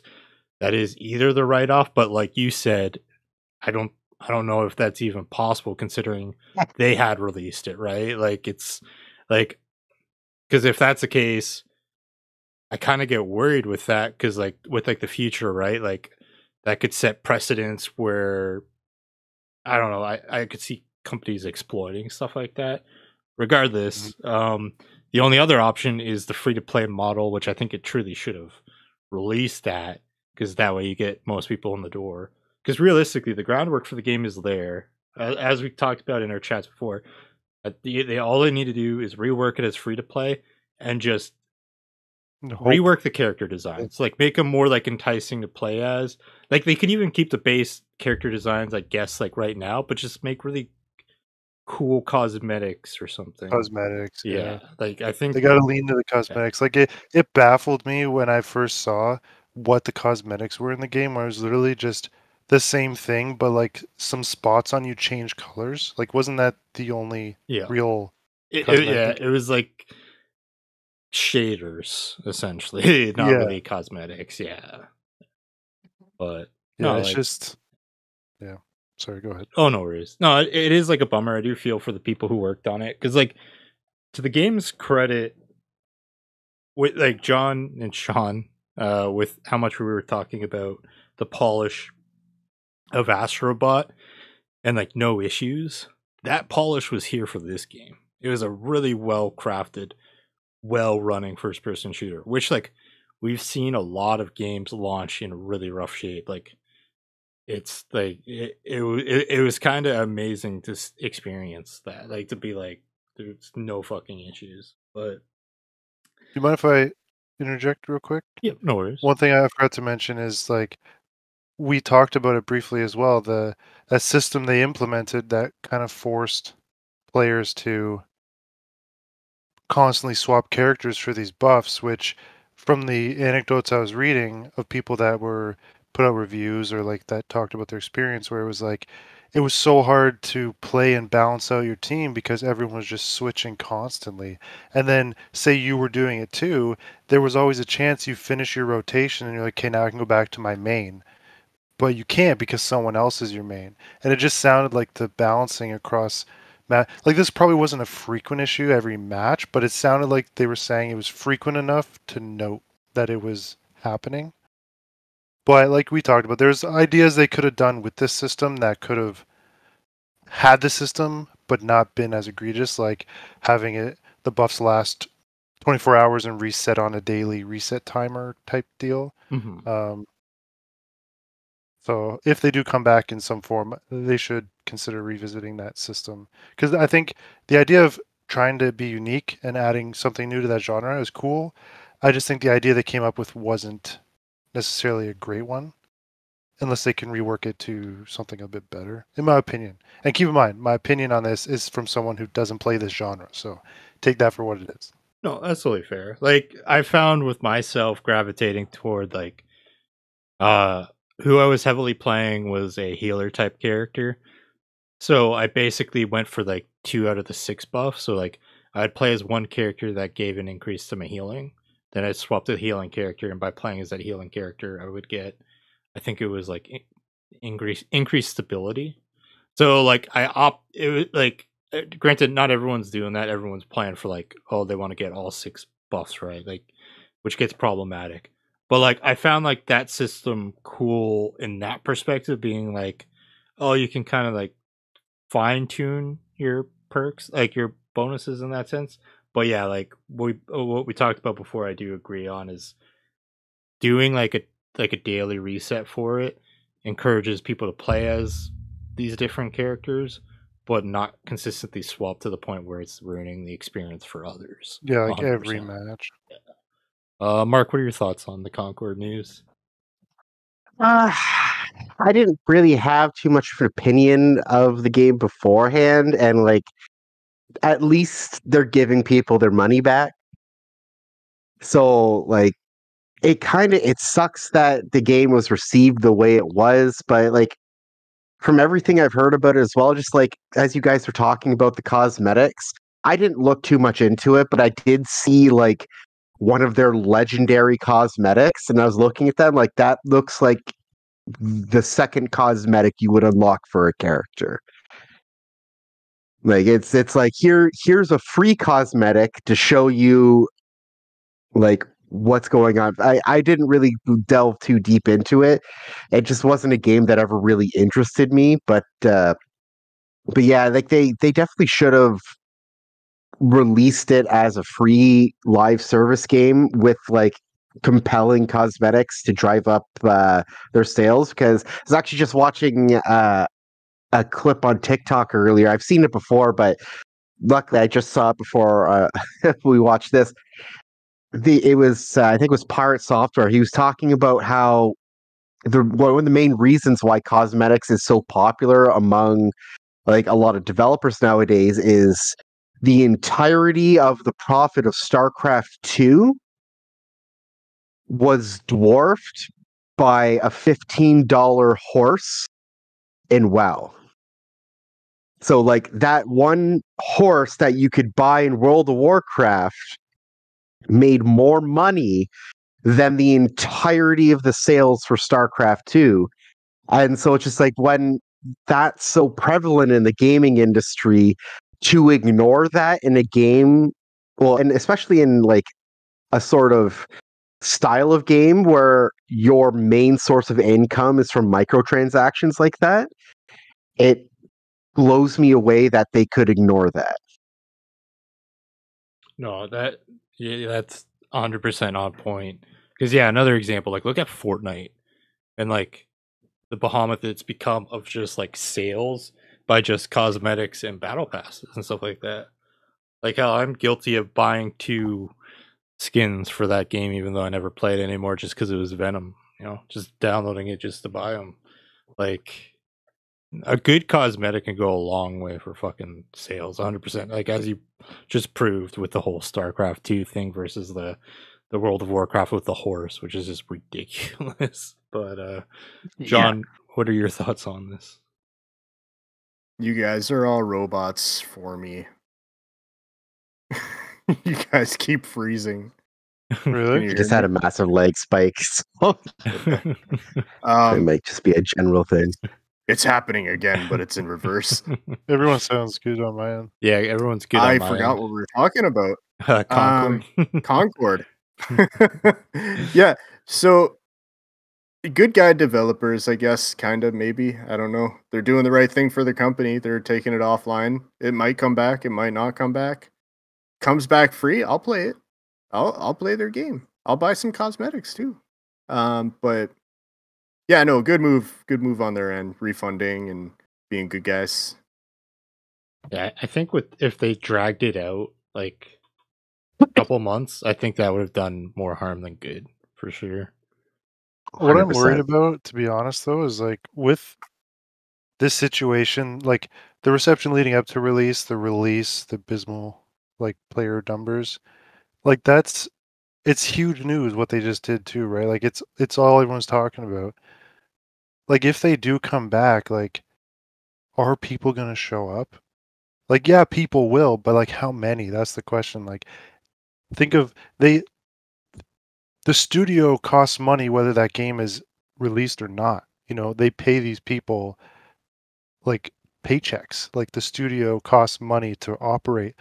So like even if it comes back free to play, and even if they get 10 times the number they had, like, is that enough players to support the studio? Even just support the studio through the percentage of microtransactions they'd get from a player base that's 10,000, 20,000 people. I don't know.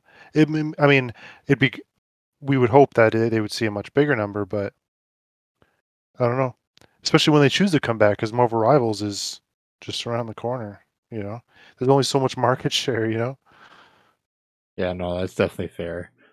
Yeah, it's hard to say. Like, in a weird way, I do see a world of like the people who enjoyed it who come back, the people who are kind of curious who give it another go with the update. But I do see a world of it. I'm not saying it's what would happen, but I'm saying there is a world of it where the meme of it, I could see bringing in people for like this is that game that got shut down, like, and they hop in, and then some people staying, some people not. But I don't know. It's hard to That's true. say. Like, what you're saying makes sense. Like they could have a really good like day one show up, just because of that. And then who knows, maybe enough of those people that's showing up for the meme of it are like, oh hey, there's a game here, right? And then they do stay. So yeah, I guess that's fair. Yeah, it's definitely in the world of possibilities.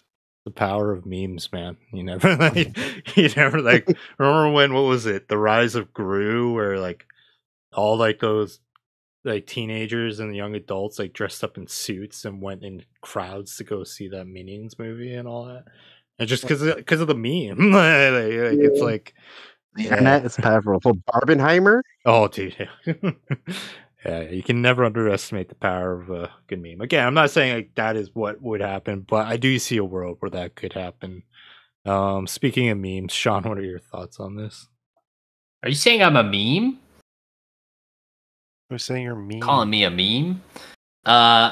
Yeah. I actually never really had interest in this game outside of the trailer, where I was like, oh, cool, this is like kind of a Guardians of the Galaxy type game, and then I found out what kind of gameplay it was. It always kind of befuddled me that they didn't just go to the free-to-play route, because if I'm a gamer, do I want to go to a game that I have to pay to play, or something with existing IP like Marvel Rivals, which is free to play, releasing in December, or Overwatch, which already has kind of like a huge following. Say what you will about the game, but it is free to play outside of like the battle pass and stuff like that. So it was kind of like, who do you see as your competition in this market that you're kind of releasing on? Why wouldn't you just go the same model that they're going, that they see great success in, and have it something as paid?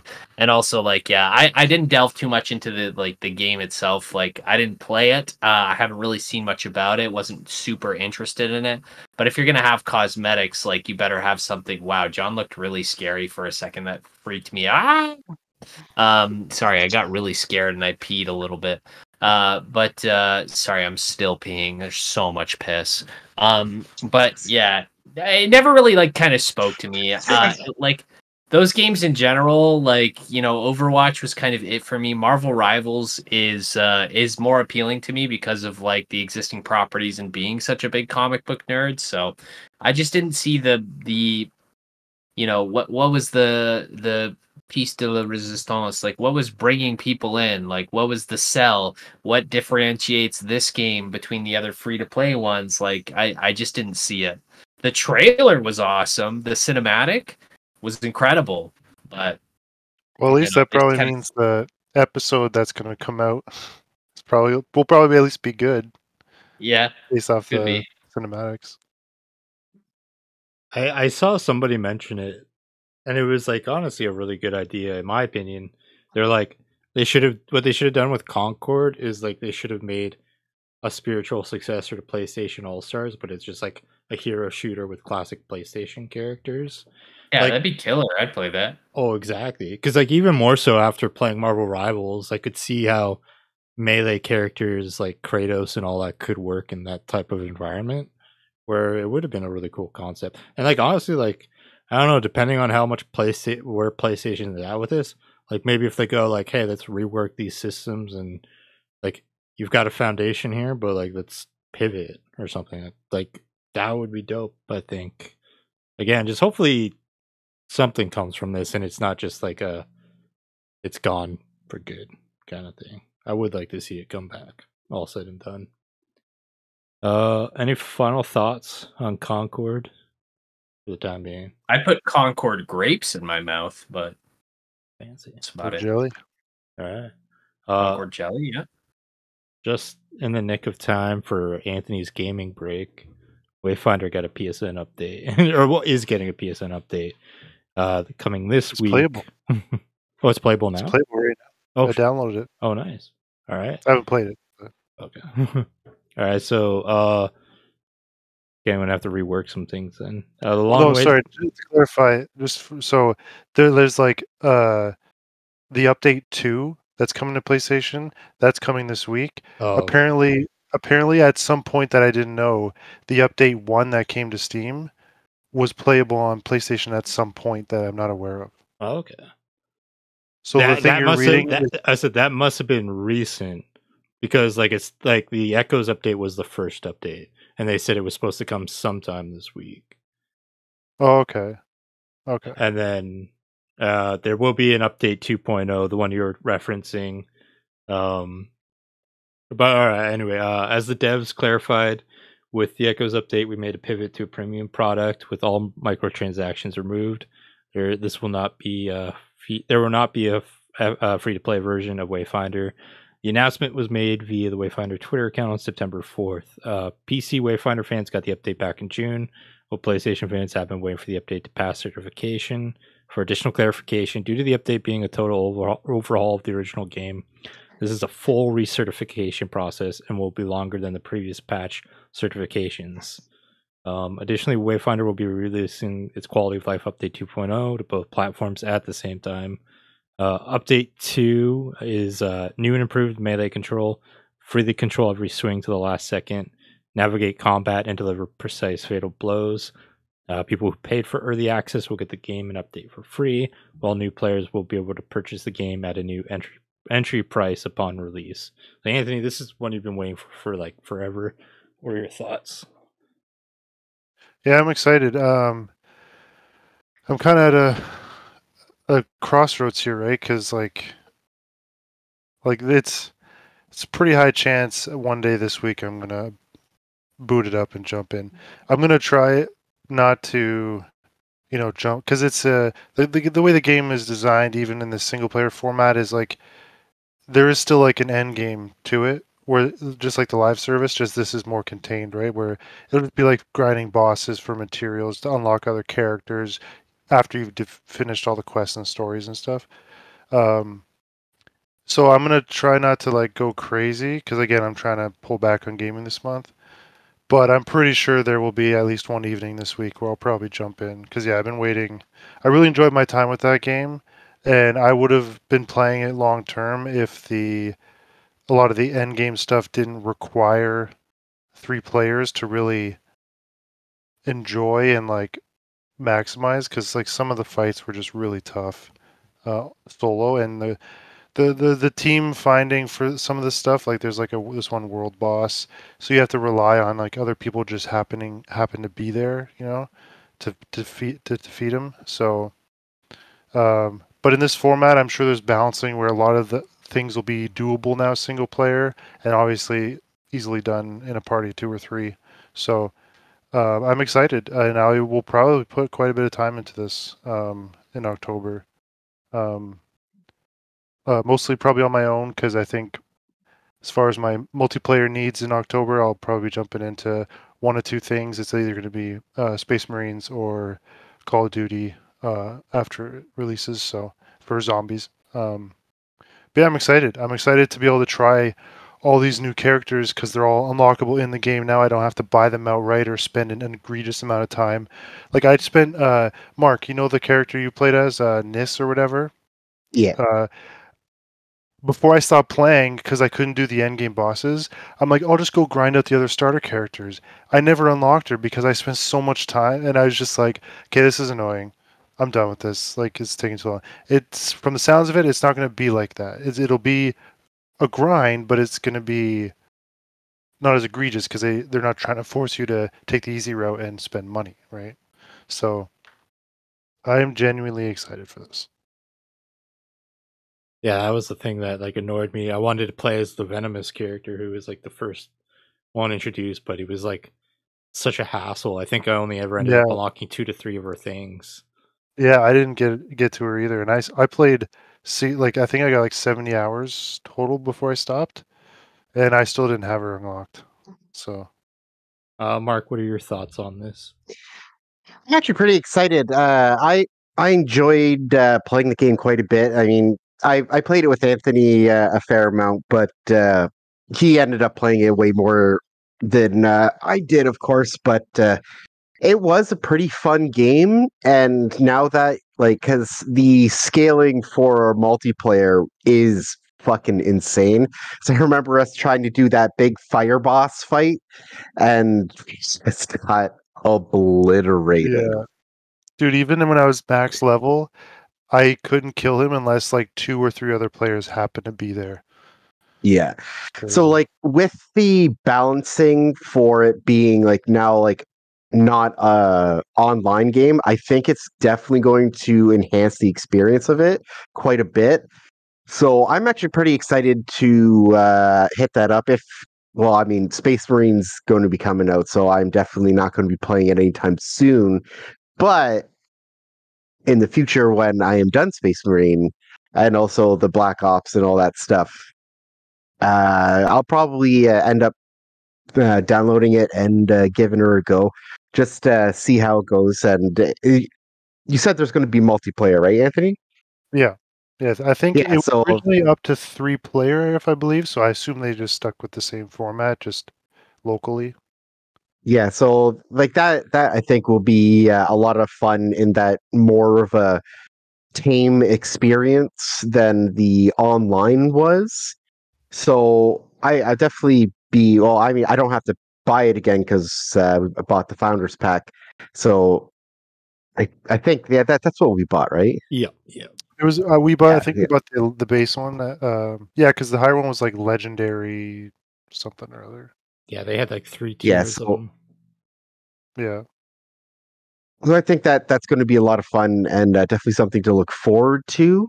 Yeah, I think it was definitely a good move on their part to pivot in that direction. 'Cause they saw it wasn't working, but they still wanted their game to be out there. So yeah, I think good on them, and I'm really excited to see how the experience differs. Well, the big thing was the uh, Digital Extremes was the publisher, the Warframe devs, and then they got like some new leadership, and they decide this new leadership was like, we're not publishers, we're developers. So they just pulled the rug out on the publishing deal and transferred all the publishing to Airship Syndicate, the developer of Wayfinder. There we go. And they didn't know the fucking idea what they're doing. So they're like, we need to fucking pivot and get the fuck out of this. And it worked in our favor because like everything I didn't really like about it is what they're changing. So Yes, that's exciting to look forward to. Yeah, no, like this is really cool. I'm definitely excited to give her a go again. And it's like something like this where I'm kind of like hopeful going back to Concord. It's like games can adapt, they can change to kind of like rework for better systems, which I'm kind of hoping that would get this kind of a story. Obviously, you're comparing PvE to PvP, which are completely different things, completely different audiences, but it's cool to see them that they did this, that the PC version has been successful and that PS3's or PS5's finally getting it. John, what are your thoughts on it? Sorry, I'm confused about the whole situation. It's like it was a free to play game and it's not going to be a free to play game anymore? Like it was a No. free to play multiplayer, but now it's So it went into early access where you had to purchase one of 3 tiers. The intention was at full release it would be free to play, but they never made it to full release because their publisher, Digital Extremes, which is the Warframe dev, they basically said we're not publishing your game anymore. So they had to transfer all the publishing rights back to Airship Syndicate. And I don't know what the going on around that was, but they're not a publisher, so they didn't really know what the hell they were doing. So instead of them trying to continue to publish the game, they basically pulled out of it being a games as a service in general. So it never even made out early access. They completely stopped the ability to purchase the game. You could still play it if you had purchased it up to a certain point, as the games as a service model. But then they eventually went offline, and then now the new form has been out on Steam for a while. So now I think it's one-time purchase. I don't know, is it considered early access in this form still? That's the only thing I'm unclear on. Like the one-time purchase. Yeah, like the new, like The Wayfinder new Echoes. one? Is this I'm assuming yeah, that's like full release at this point. full I release? think. Okay. Yeah, I'm Yeah, because you assuming said so. the first, because this is like a 2.0 and the recent one, the previous one was 1.0, right? Yeah. Okay. Yeah, Yeah. because these are just like mainly more now just quality of life updates going forward Yeah. and all that. And John, a lot of the drama around the game was that the publishers who gets the money, right? The publisher pays the developers. So like all these purchases for these like 2 tiers of purchases, the money went to Digital Extremes. So when people wanted their money back, it's Airship Syndicate's problem now, but they don't have the money because the money never went to them. The only money that went to them was the money that was they were getting paid with, you know. So a lot of the negativity was people pissed that they couldn't get their money back unless all Airship Syndicate could say was, "Go ask Digital Extremes for it because we don't have it." They did do something for people who purchased things and like higher tiers in the game. It's not the greatest thing. It's like a vendor where anything you bought, whether it was the higher tier or in-game stuff you spent real money on, gets converted to this currency that exclusively can only be used at this one vendor. And you can't earn that currency in any shape or form as far as I know. So anything you get from this vendor is completely exclusive to anyone who spent money in the game previously. Oh, okay. That clears it up. We probably talked about it before, but like it's probably been a bit because it was like a while ago. It was this game last came out. year, yeah. Yeah, I think it was like at Um, the start of the podcast when we first heard about this stuff Yeah. and all that. I think maybe it's something that like I would give a go eventually. It's kind of like typical like hacky slashy like gameplay, right? So Yeah. maybe possibly. Yeah, good on them for getting back on their feet, and hopefully people do end up buying the game and supporting them because they obviously deserved it for what happened to them. So good on them. All right, Sean, what are your thoughts on this? I think that Wayfinder is a game. Oh, hey, I didn't mean to do it. I'm Mr. Bumpy again. I just eat socks, man. I don't really have an opinion on this game. It looks cool. Hopefully, it's good. Be nicer to your developers, and go bump in the night. That's what I do, and I'm fine. Drink your chocolate milk. Drink your chocolate milk. Eat your vegetables. Oh, that protein shake was delicious, by the way. Oh yeah, so good, so good. Coffee Crisp. So now we'll jump to our sponsor, Coffee Crisp. This podcast is sponsored by Coffee Crisp. If you like coffee, but you wish it was crunchy, Dude, Coffee Crisp. Chris, this is where you come in dressed as a Coffee Crisp, and you're like, "I'm Coffee Chris." I'm Coffee Crisp, and I love Coffee Crisp. And then you just like no biting, just straight up one and done. Dislocated swallow a jaw. whole cup. just Like like a a snake. just like a snake. Yeah. All right. Any final thoughts on Wayfinder before we move on? Buy a Coffee Crisp. They found their way. All right. Final topic of the show: trivia time. So, John, you weren't here for the last time we did this. Last time was 10 questions. Anthony ended up walking away the winner of that episode. I will be changing the format after what you guys had brought up, and I will be shifting around the order of who answers, like the better suit where, like, if somebody for sure would know this, I'll try to have them toward the end, kind of structure it like that. I was going to say, I have a buzzer if I need a buzzer. You can buzz if you want, but we're just going to ignore you. I got the answer. So this go around. Was that a burp? Were you throwing up? What was that buzzer? All right, let's go around. We have 11 questions. All right. So first up, what was not a faction in Destiny? Is it A, Dead Orbit, B, Future War Cult, C, the Nine, or D, New Monarchy?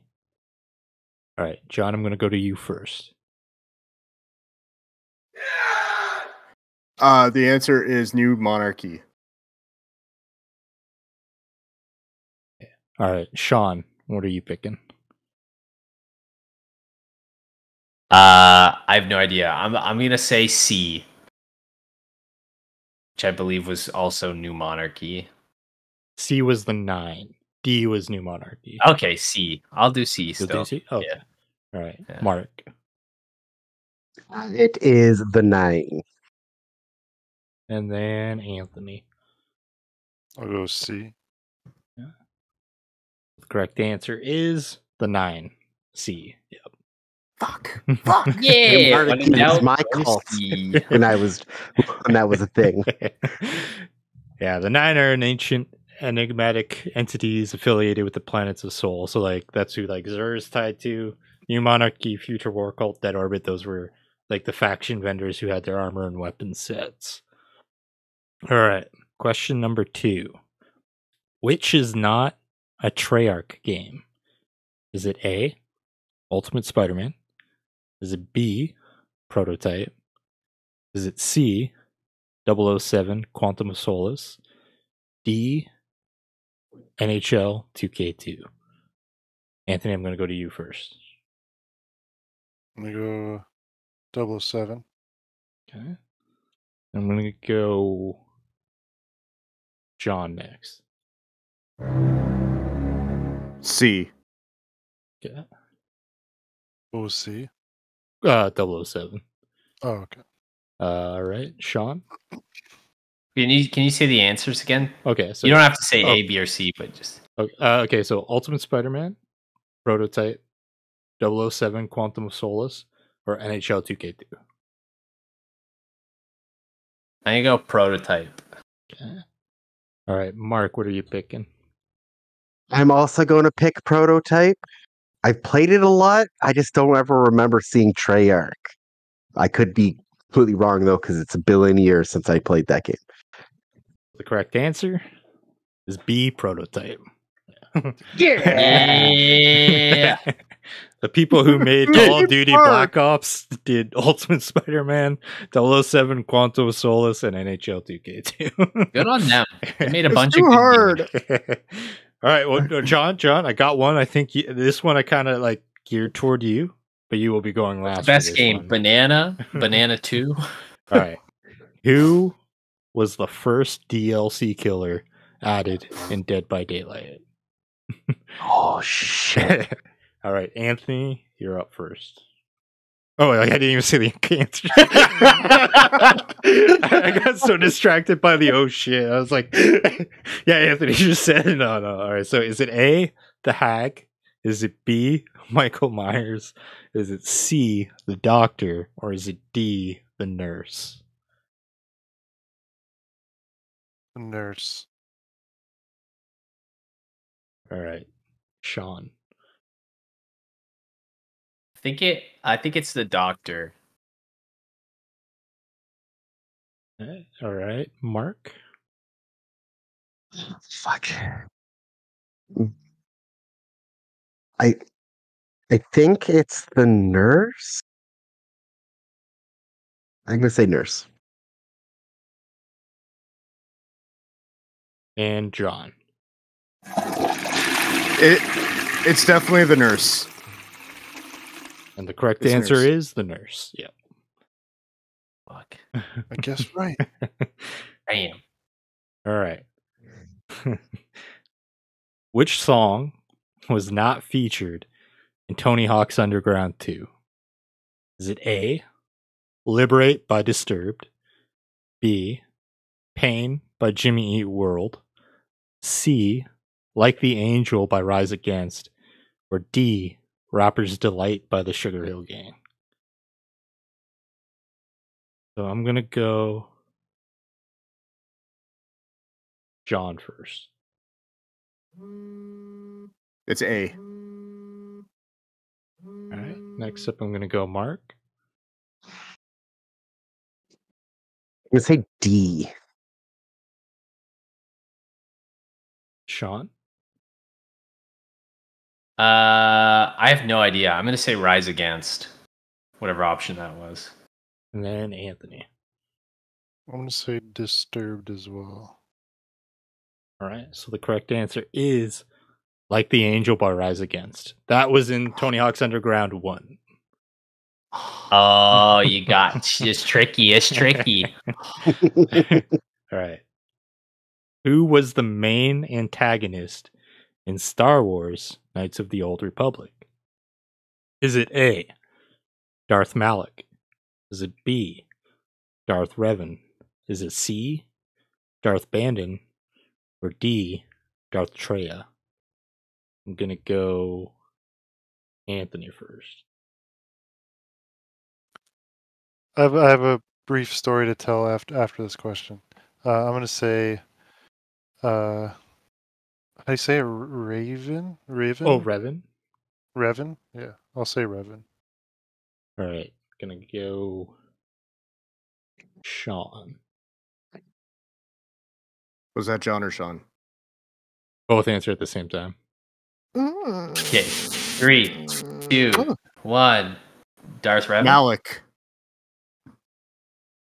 And then Weren't you the bad guy? Didn't it turn out you were the bad guy? Oh shit, you're right. Oh no. And You have I'm Mark. also going to say Darth Revan. I fucked up.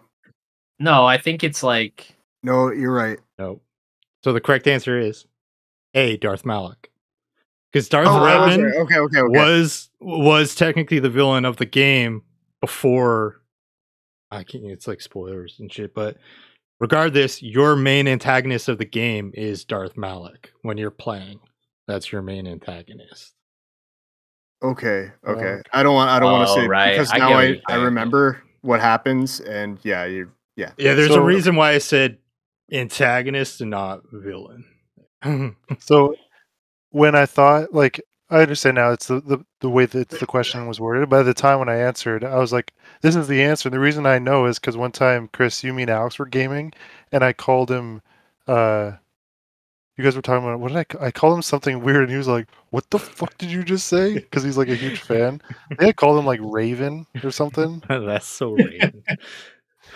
that's so Raven. And it just stuck out of my mind because, like, out of the pocket, he was just, I don't know, like Alex, he's pretty lax, right? He's just like, what the fuck did you just say? But yeah, so like, Malik is the correct answer. So John, you trusted your gut, paid off. All right, this one is geared towards Sean, so he'll be at the end of the line for this. All right, which game was not actually an Evil Dead video game? Is it A, Evil Dead, Hail to the King? Is it B, Evil Dead, Fistful of Boomstick?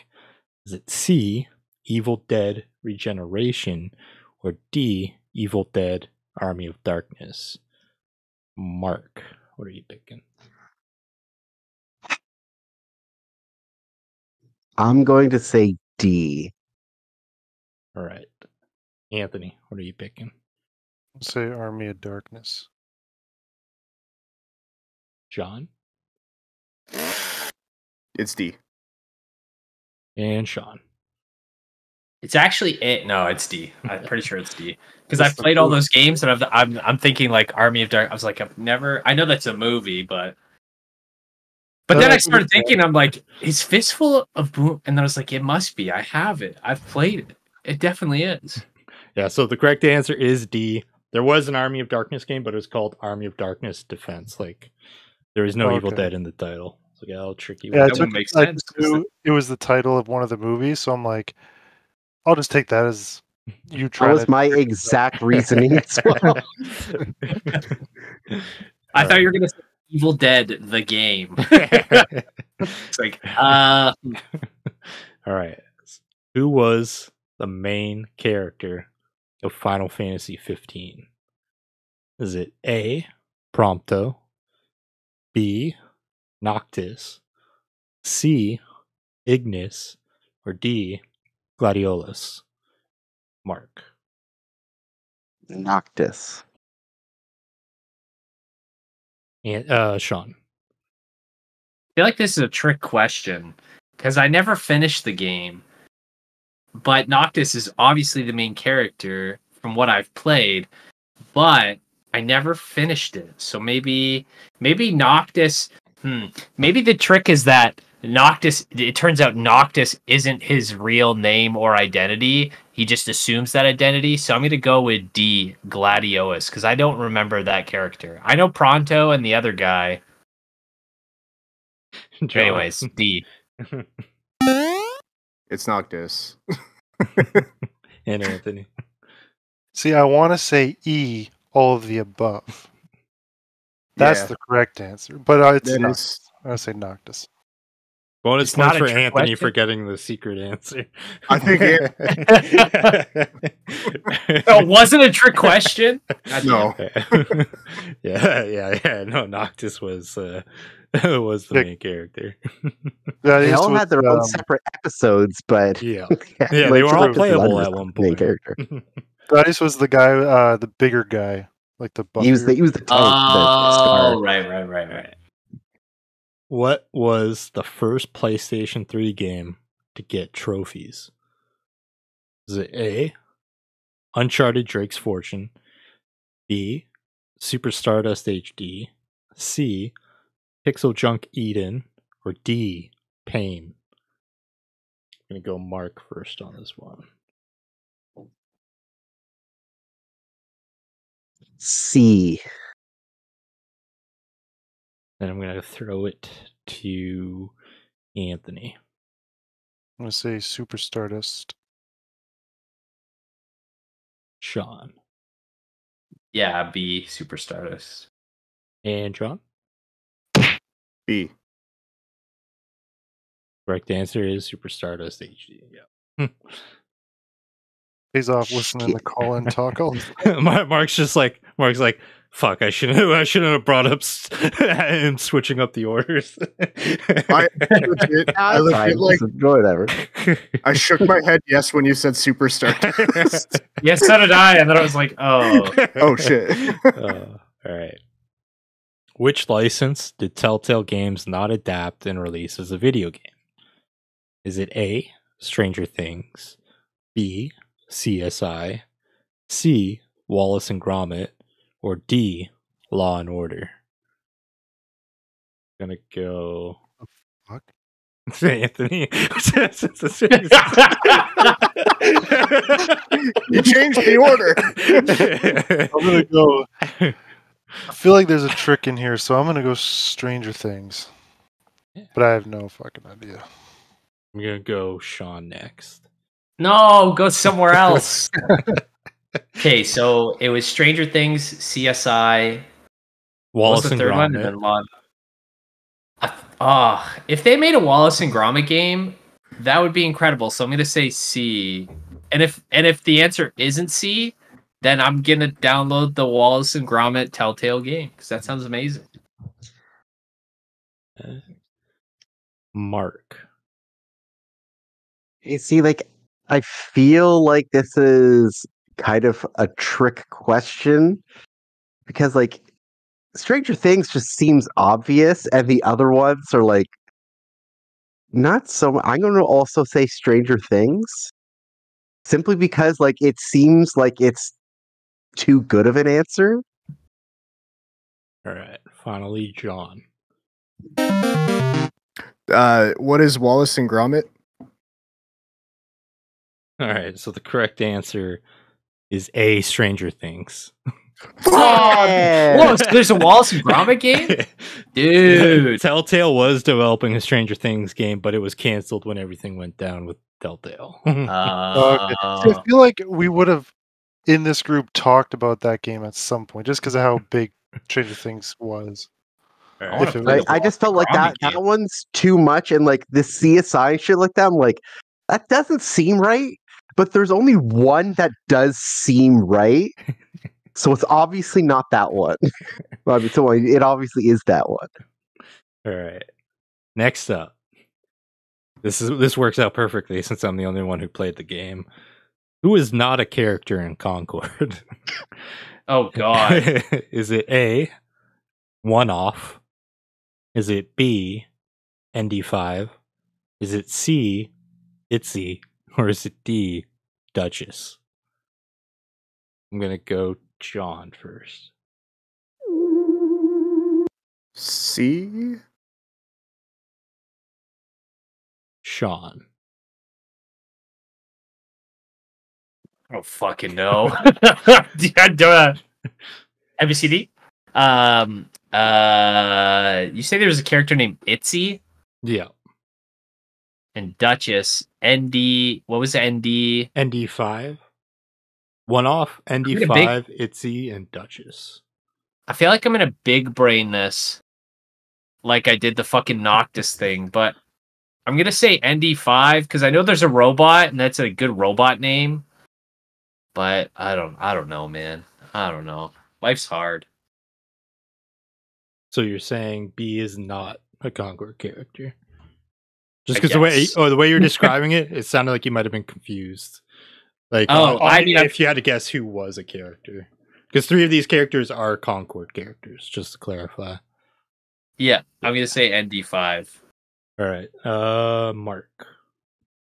I'm going to say Duchess. And then Anthony. Yeah, I was gonna say Duchess as well. The correct answer is B, ND5. Yeah, big brain. ND5 is a character from Star Wars Outlaws. You know? Oh, nice. Oh, yeah. The only one I knew was One-Off. I didn't know any of the others. I'm starting to think like trick brain things. So I'm like that. I know there's a robot, but like that's too obvious of a robot name. That's what I was trying to explain. So I'm like, it's probably that one. I don't know. Yeah, One-Off was the robot. Okay. Which is not... Alright, so final question. Which is not an RTS game? Is it A, Command and Conquer? Is it B, Halo Wars? Is it C, Gears of War Judgment? Or is it D, The Lord of the Rings, The Battle for Middle-earth? Anthony.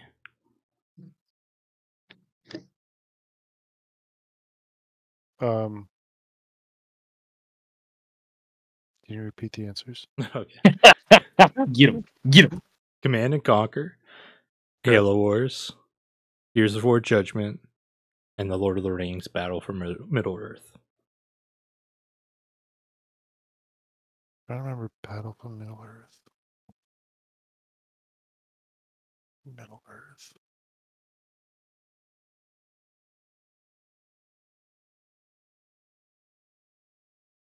I feel like it wouldn't be Gears because if it was int, I don't know what I'm saying.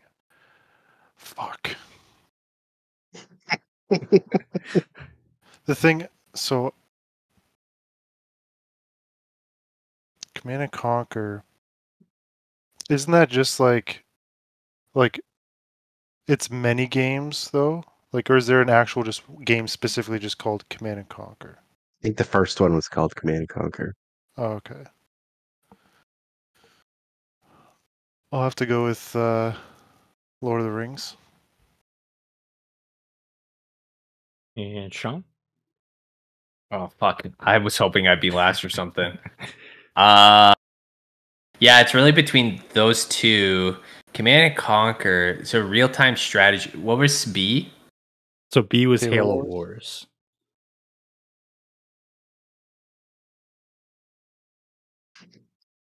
I haven't played any. Okay, I'm gonna try big brain this again because I think I know. Like I don't know.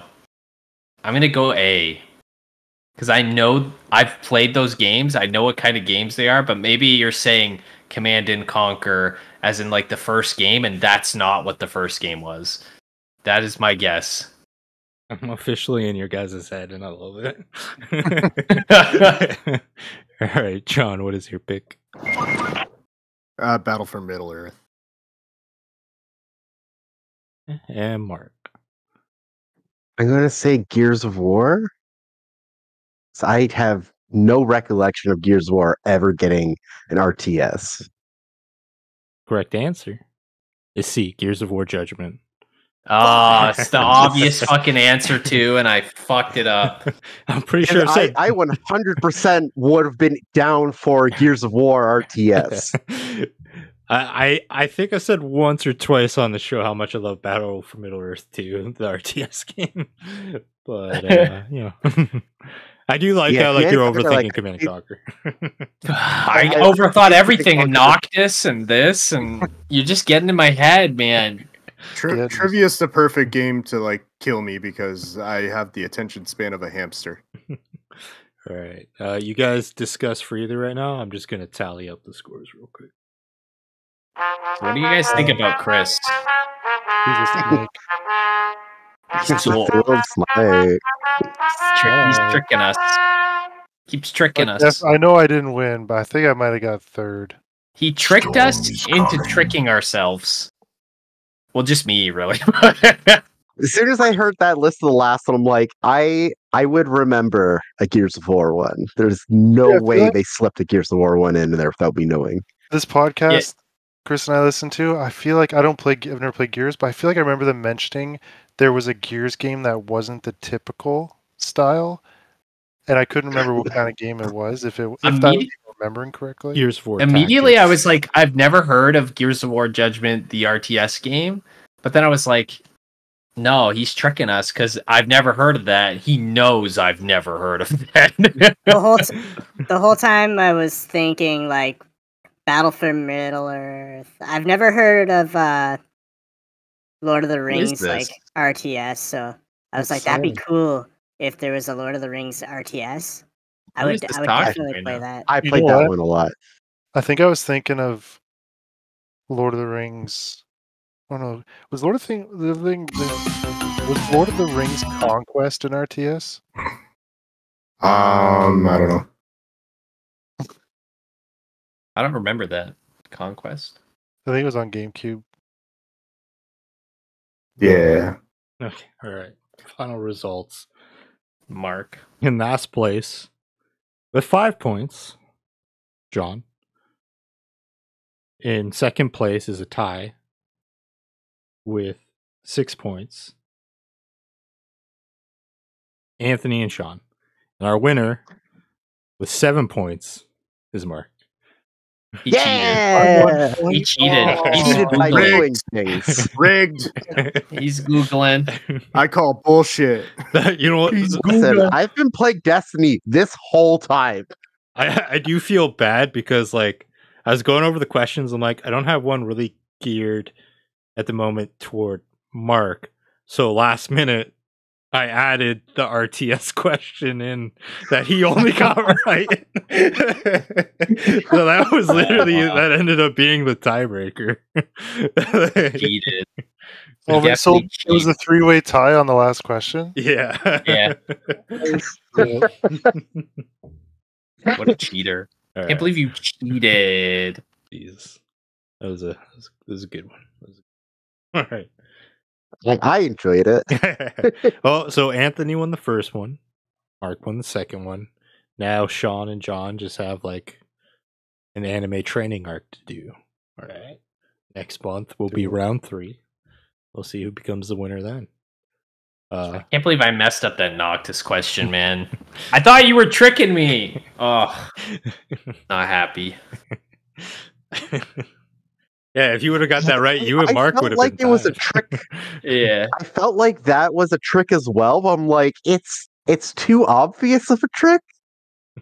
Like I remember the last mission, and there's no way that it's not Noctis. All right. This has been another successful episode of the Guy Pie Podcast. I'm Chris. That's Anthony. So you. Mark, Bye. John. Second, my trophy right there. What is B? Bye. And Sean? I'm still going bump in the Bye. night over here, so All right. That's a white.